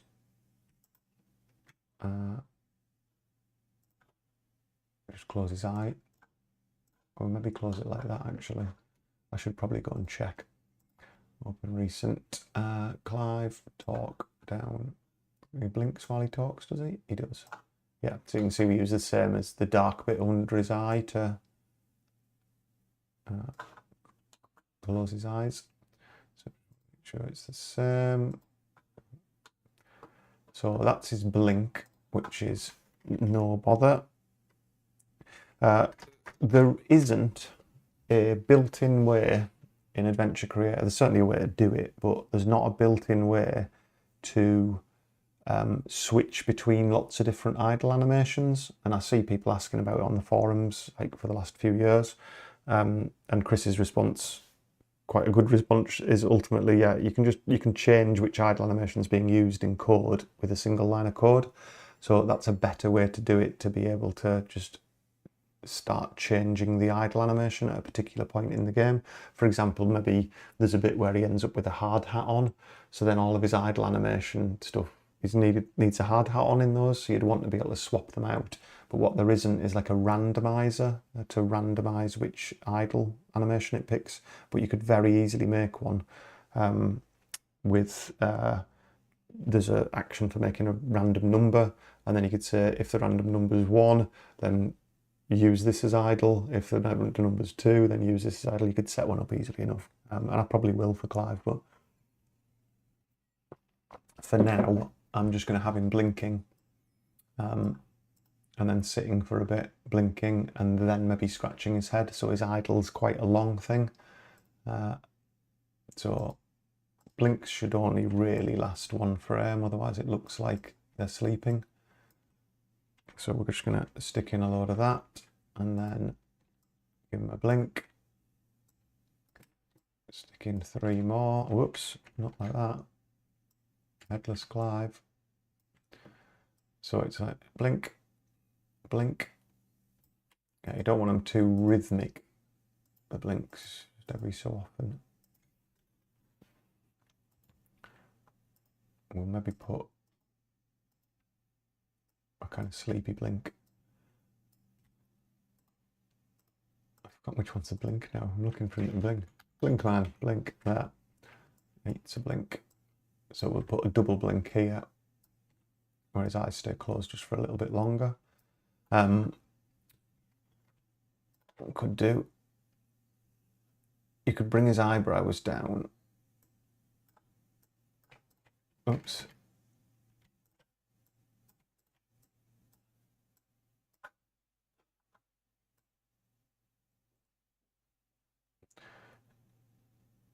Just as a little alternate. Like a bigger blink, I guess, if like squeezing your eyes shut. We'll see how this looks in game.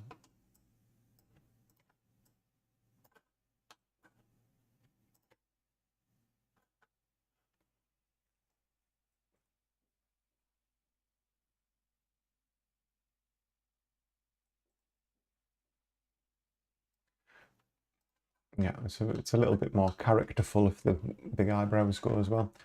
So that's what it'd sit and go through when you haven't touched the character for like 16 frames, 6 frames a second. So it's like a couple of seconds of not touching him. And then I think that's when we'll put the kind of scratch in, where he maybe scratches his head. Of course, give myself another horrible bit of animation with an elbow bend. Maybe you should like straighten his tie or something. That might be more like Clive, just straighten his tie. It's both elbows, isn't it?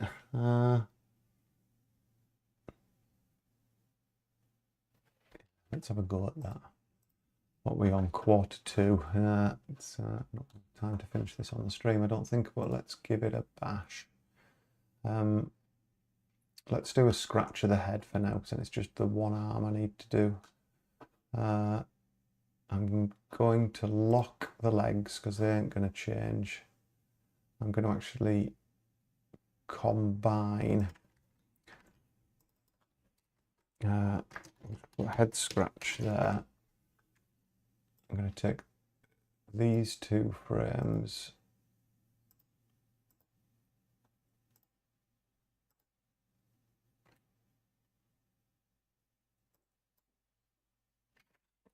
Duplicate that. Make sure I've got open eyes when he starts. So here is where I want to take that frame and that frame. I'm going to put his arms and stuff on the same layer because it's going to get, there's a lot of shading on Clive. He's a bit more detailed than a lot of the other characters. So his shirt and his arms, we're going to copy them from that frame, paste them onto that one. What happened there?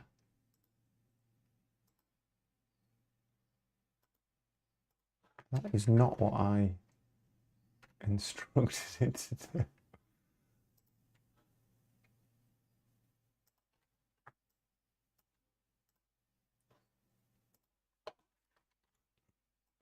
Try that again.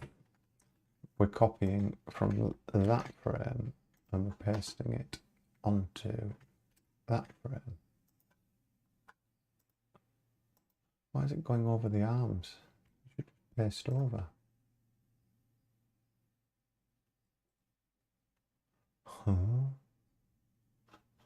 I've had this problem with Aesprite loads. I think I just don't understand how they expect you to do this. When you marquee select something, I'm on the arms layer, you'd expect to be able to copy those arms, move up to this layer, and paste them onto that layer. And it just doesn't work. I'm doing something wrong. Well, this has happened before on various streams. There's the arms. They're on that layer. I marquee select. I'm sure there isn't any options for...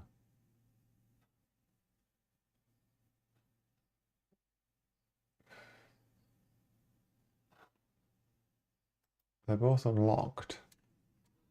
If I cut them off there, and I paste them onto there, yeah, don't know what's going on there. It's worked now though. So I was just trying to get this all on one frame, so I'm not jumping about the frames, and I can just lock the arms, lock the shirt, delete the shirt in fact. Delete the shirt. So there is now just this with his arms on. And then let's go to town on this. So let's duplicate that frame. Well, we should just stick in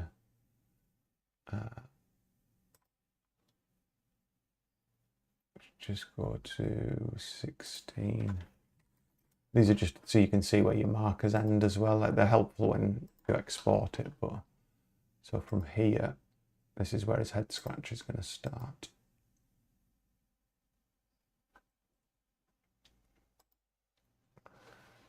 So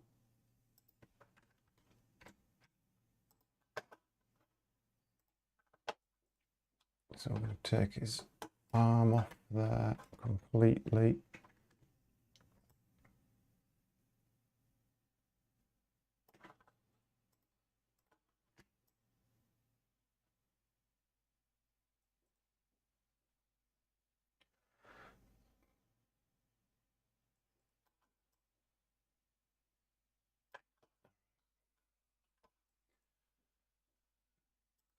So again, we had this onion skinning on earlier, but it does get very messy and confusing as to what you're looking at.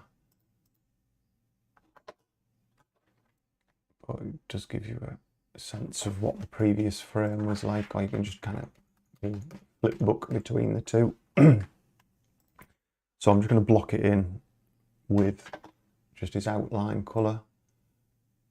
So his arm's going to come out a bit. His hand's going to come up. So it's like a lift of the arm there, like that. And then next frame. Actually, before I do that,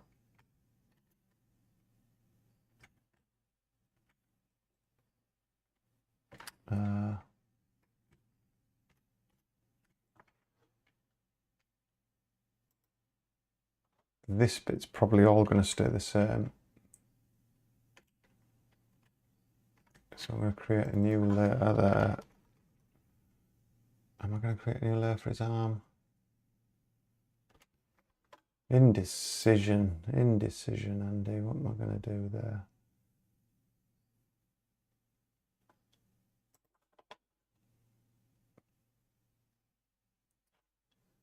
Let's just have a load of frames like that.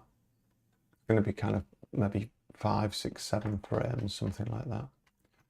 This side of his body is going to stay the same. His arm's going to occlude it, but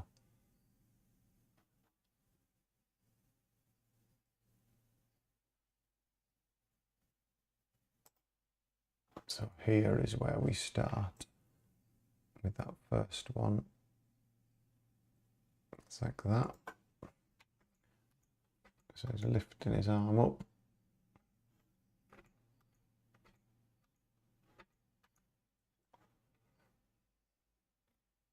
The next frame, It's a bit wide, isn't it?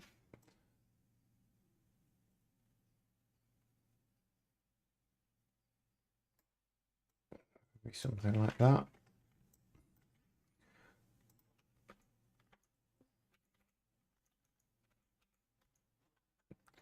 Next frame is where you get this, what I call the crossover, where you kind of, the perspective changes and then you're looking at the back of his elbow as it comes up to his face. I think we're going to need some more frames actually.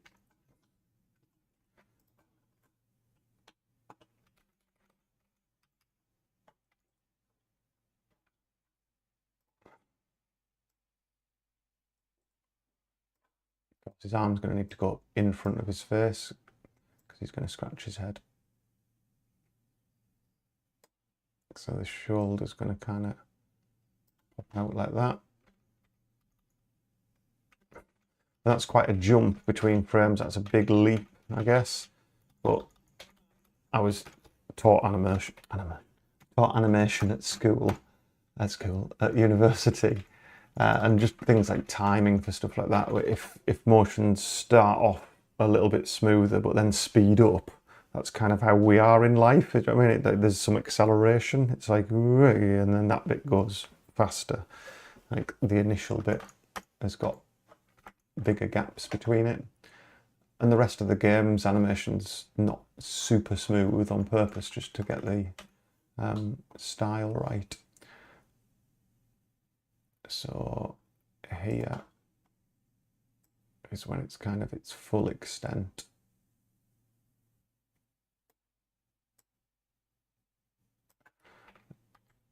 So his arm stretches up, it gets a bit thinner.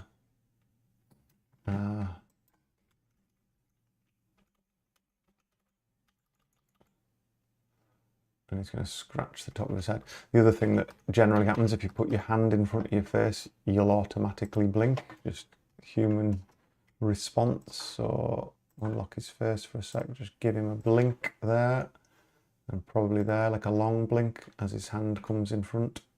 Oh, actually, no, I won't give him a long blink because what I want to do is repeat one of these frames so he scratches like that and his arm moves up and down.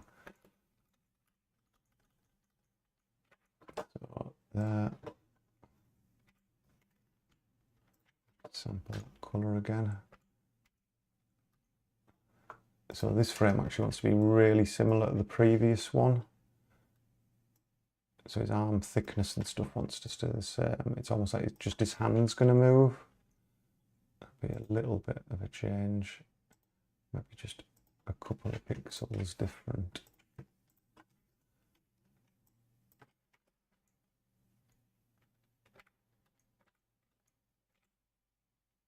No, don't like it. Delete it. Go again.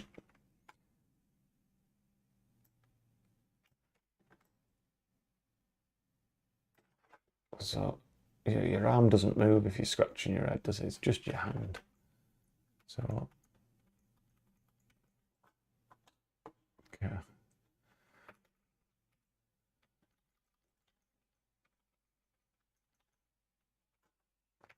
So he's going to have to put his hand out flat, and then we're going to make his hand like big and small, basically, to give that a bit of a scratch there.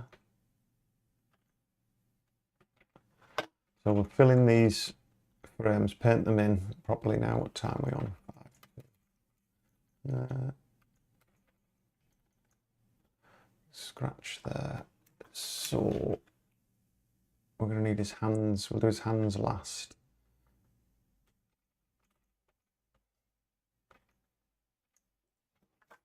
So let's get it blocked in. We don't want to be using the fill thing because it's only fillable once we've sealed it.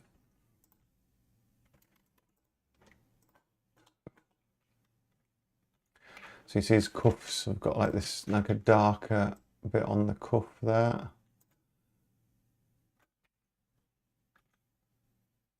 And shoulder. A little crease in there or something as his arm comes up.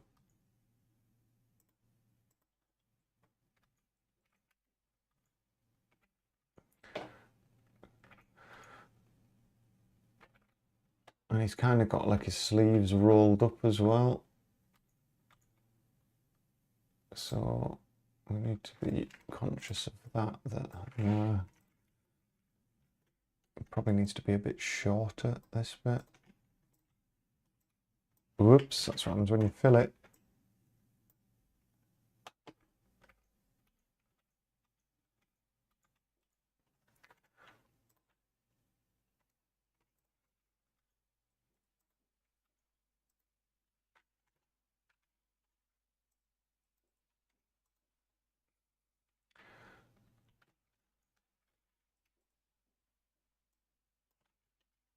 Yeah, I'm just going to do it again after I've just done it.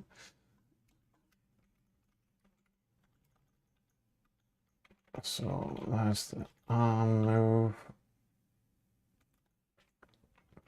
What would be nice actually, when he talks, his head moves down a little bit sometimes.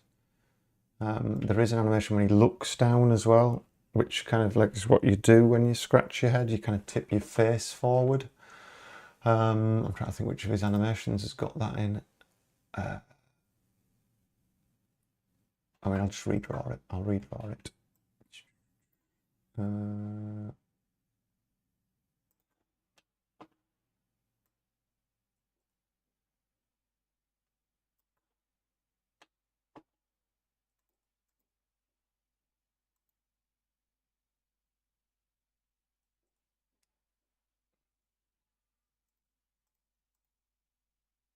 Let's just bring his head down there.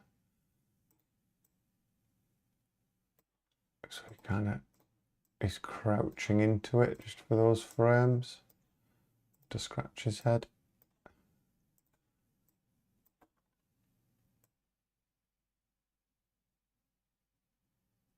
That kind of lines up nicely with the blink as well. So let's just get his arm shaded correctly. So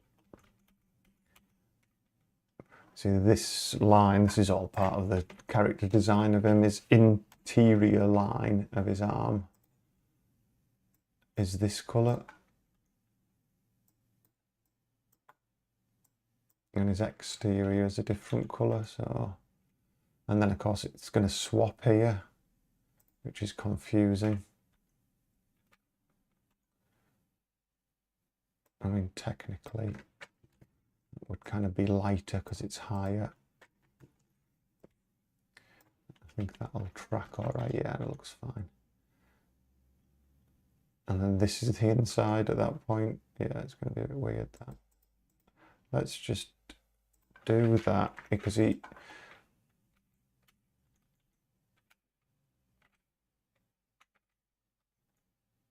No, I don't like it.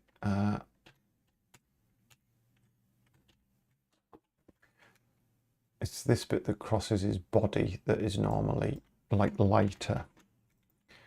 So it's not so much to do with which area of his body is, which side it is, it's the bit that crosses his body.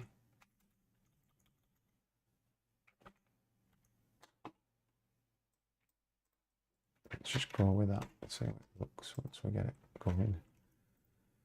I'm going to go on a little bit longer than 9 because I'm determined now to get this done. His hands have also got some strange... They have like a brown outline. It's so he's picked out from the background quite nicely when there's lots of different colours in the game that he would clash with, so kind of designed him with all of that in mind.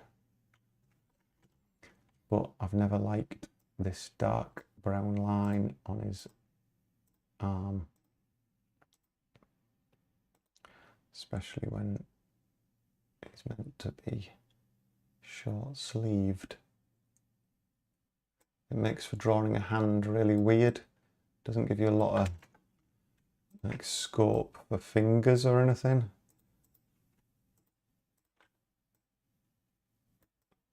And his arm can end up like a massive bicep if you're not careful. And for some reason I took this colour in there as well.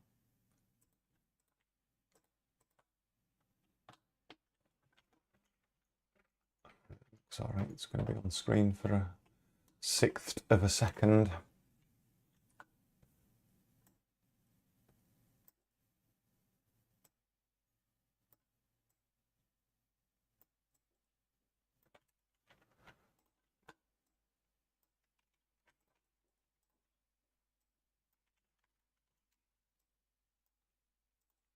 As long as there's some repetition of the colours, then I'm not even trying to draw a hand, I'm just trying to do like a shape with roughly the same amount of colours on as that.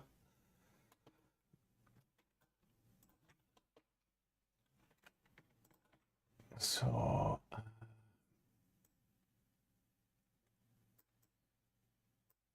what we do want his hand to kind of be getting bigger here, because you would kind of reach up like that. You wouldn't reach up with a fist, would you? So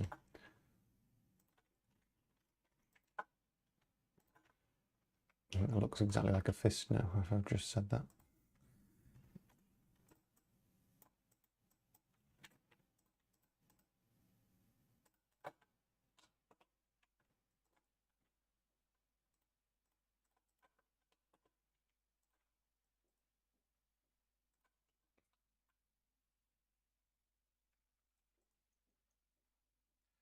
It looks too long, doesn't it?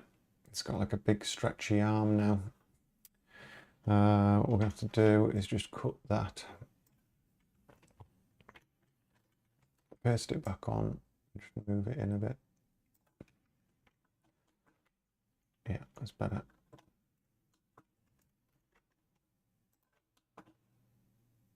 And this is too long. It's just far too long, isn't it? It's meant to be a short sleeved shirt, so it will be coming to there. And this is all going to be arm. I think that's too long as well. It'll be there.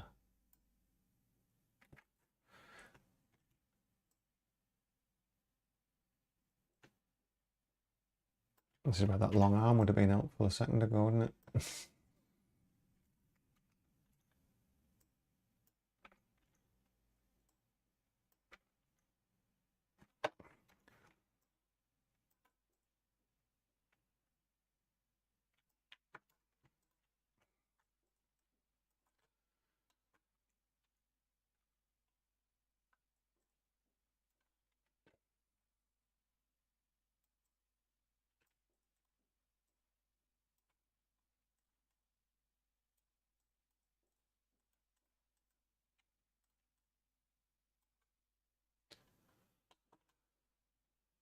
Okay.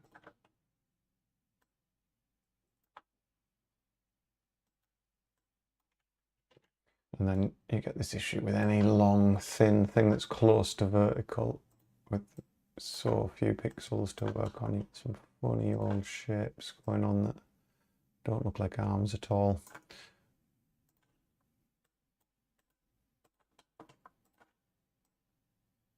Or hands.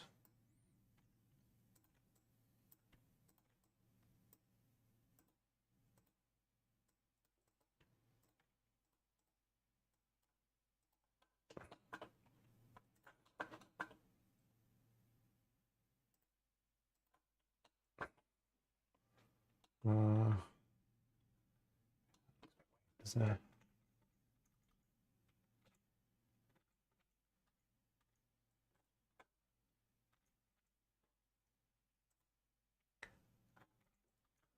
Gotta get that one right, because we're going to be using that one a couple of times as he goes backwards and forwards like that.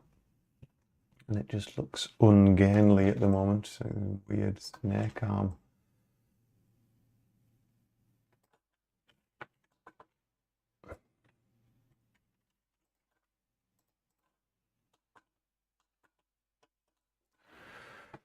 It's a better position. Oh, crossing my legs, dead leg. So let's delete these two, because they're just crazy arms.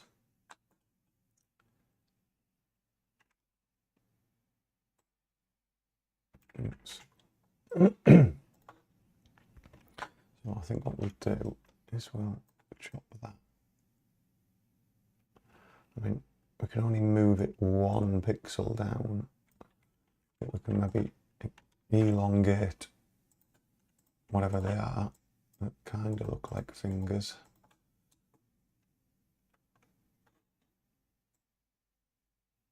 Don't look right, does it?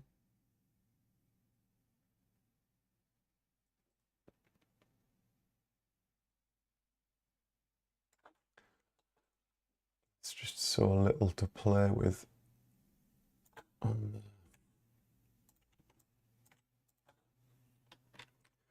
It's one of the things about doing live animation.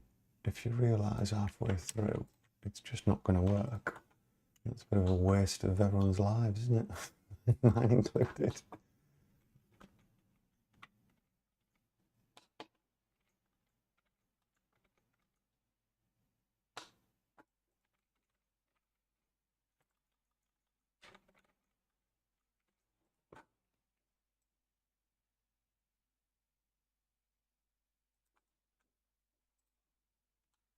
If his arm does need to come down, we just exaggerate that scratch. Actually, that's probably better, yeah. I think we've also got a hole in his hand.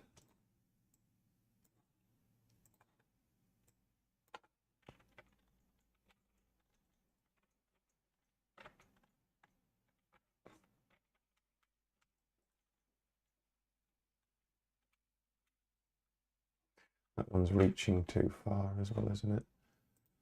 It is amazing once you start flick booking through it, it's like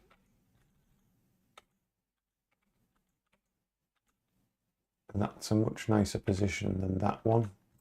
So let's copy that one over there, just shift it down, fill in the gap.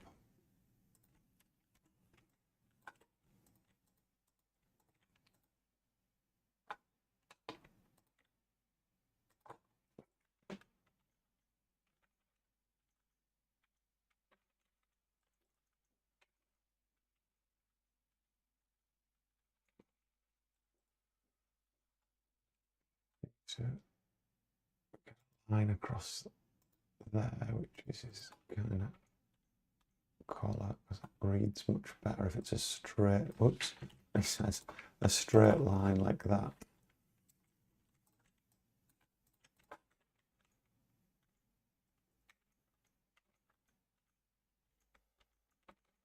Right, okay, so that's going to be the scratch. But we don't want him blinking on every frame of it. But tough for now, let's just duplicate it.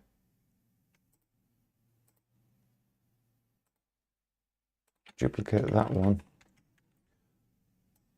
Duplicate them both again. So it's like rubs it just above his eye.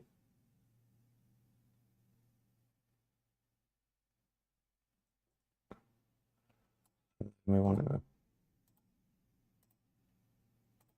pop back up to that frame. Then that frame, we're just doing them in reverse. Then that frame. And then back to standard. There we go.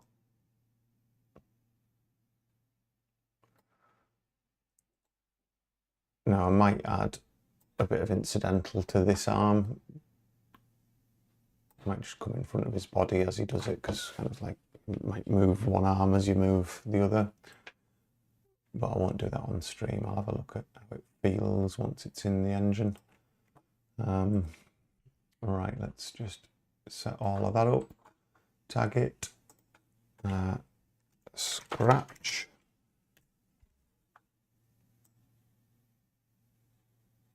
So I've got all of that. Save it. We're going to export the whole sprite sheet. Make sure we've got everything turned on. So we've got his little blink, and then his head scratch, and then he'll go back to his little blink because we're going to loop it. So exactly the same process, really quickly this time. Export the sprite sheet. Make sure it's by rows, it's split by tags. all frames, all visible layers, output the file to Clive. I'm not going to put underscore, am I going to put underscore down? I'm not going over anything there. I am. 7th, 6th. That was today. It's fine. Save.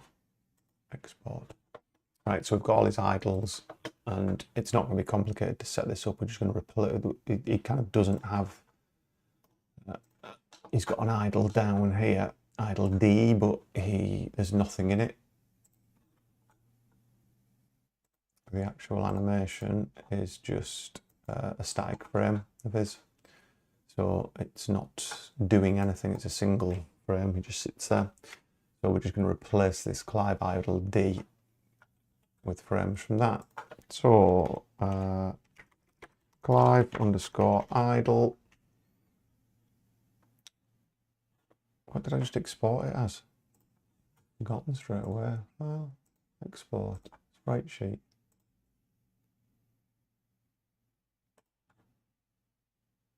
Oh, I've put it in the wrong folder, that's why. It needs to go into my sprites, characters, Clive idle D. But there isn't anything that's getting replaced there. Export. There you go, now it's popped up, it's automatically split it up. I just want to make sure I've applied my import settings, so it all looks lovely. It should, I'm just checking, it should have cut him correctly. Yeah, you can see the different bits, the head scratch and all of that is in there. And we're just going to take the whole lot this time. I've just tagged them up in case I do that randomize thing. I might set that up later on, but we'll grab all the idle things, create animation clip, call it Clive idle, I'll call it idle full underscore D for down. Go to his, set the frame rate to 6, go to the animator controller, make sure it is Clive's animator controller, not drag it into someone else's. Idle full, actually I'm not even going to drag it in, so I'll delete that.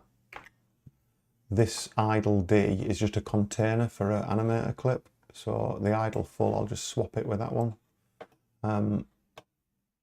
So if I click play now, I don't need to do anything else actually. That's right, he says. So if I click 2 faces down, yeah, see him blinking, you can see his little eyes going, little scratch of that. Lovely, quite nice actually. Yeah, it's cool for me because I've never like seen him idle before. But you see stopped, I've forgotten to set it to loop. So this idle full just needs set to loop. And actually what I'm going to do is make it a little bit quicker. So I'm maybe going to go 8 frames a second instead, just because the arm movement wasn't quick enough for me really. It would be faster than that. He took his time over it.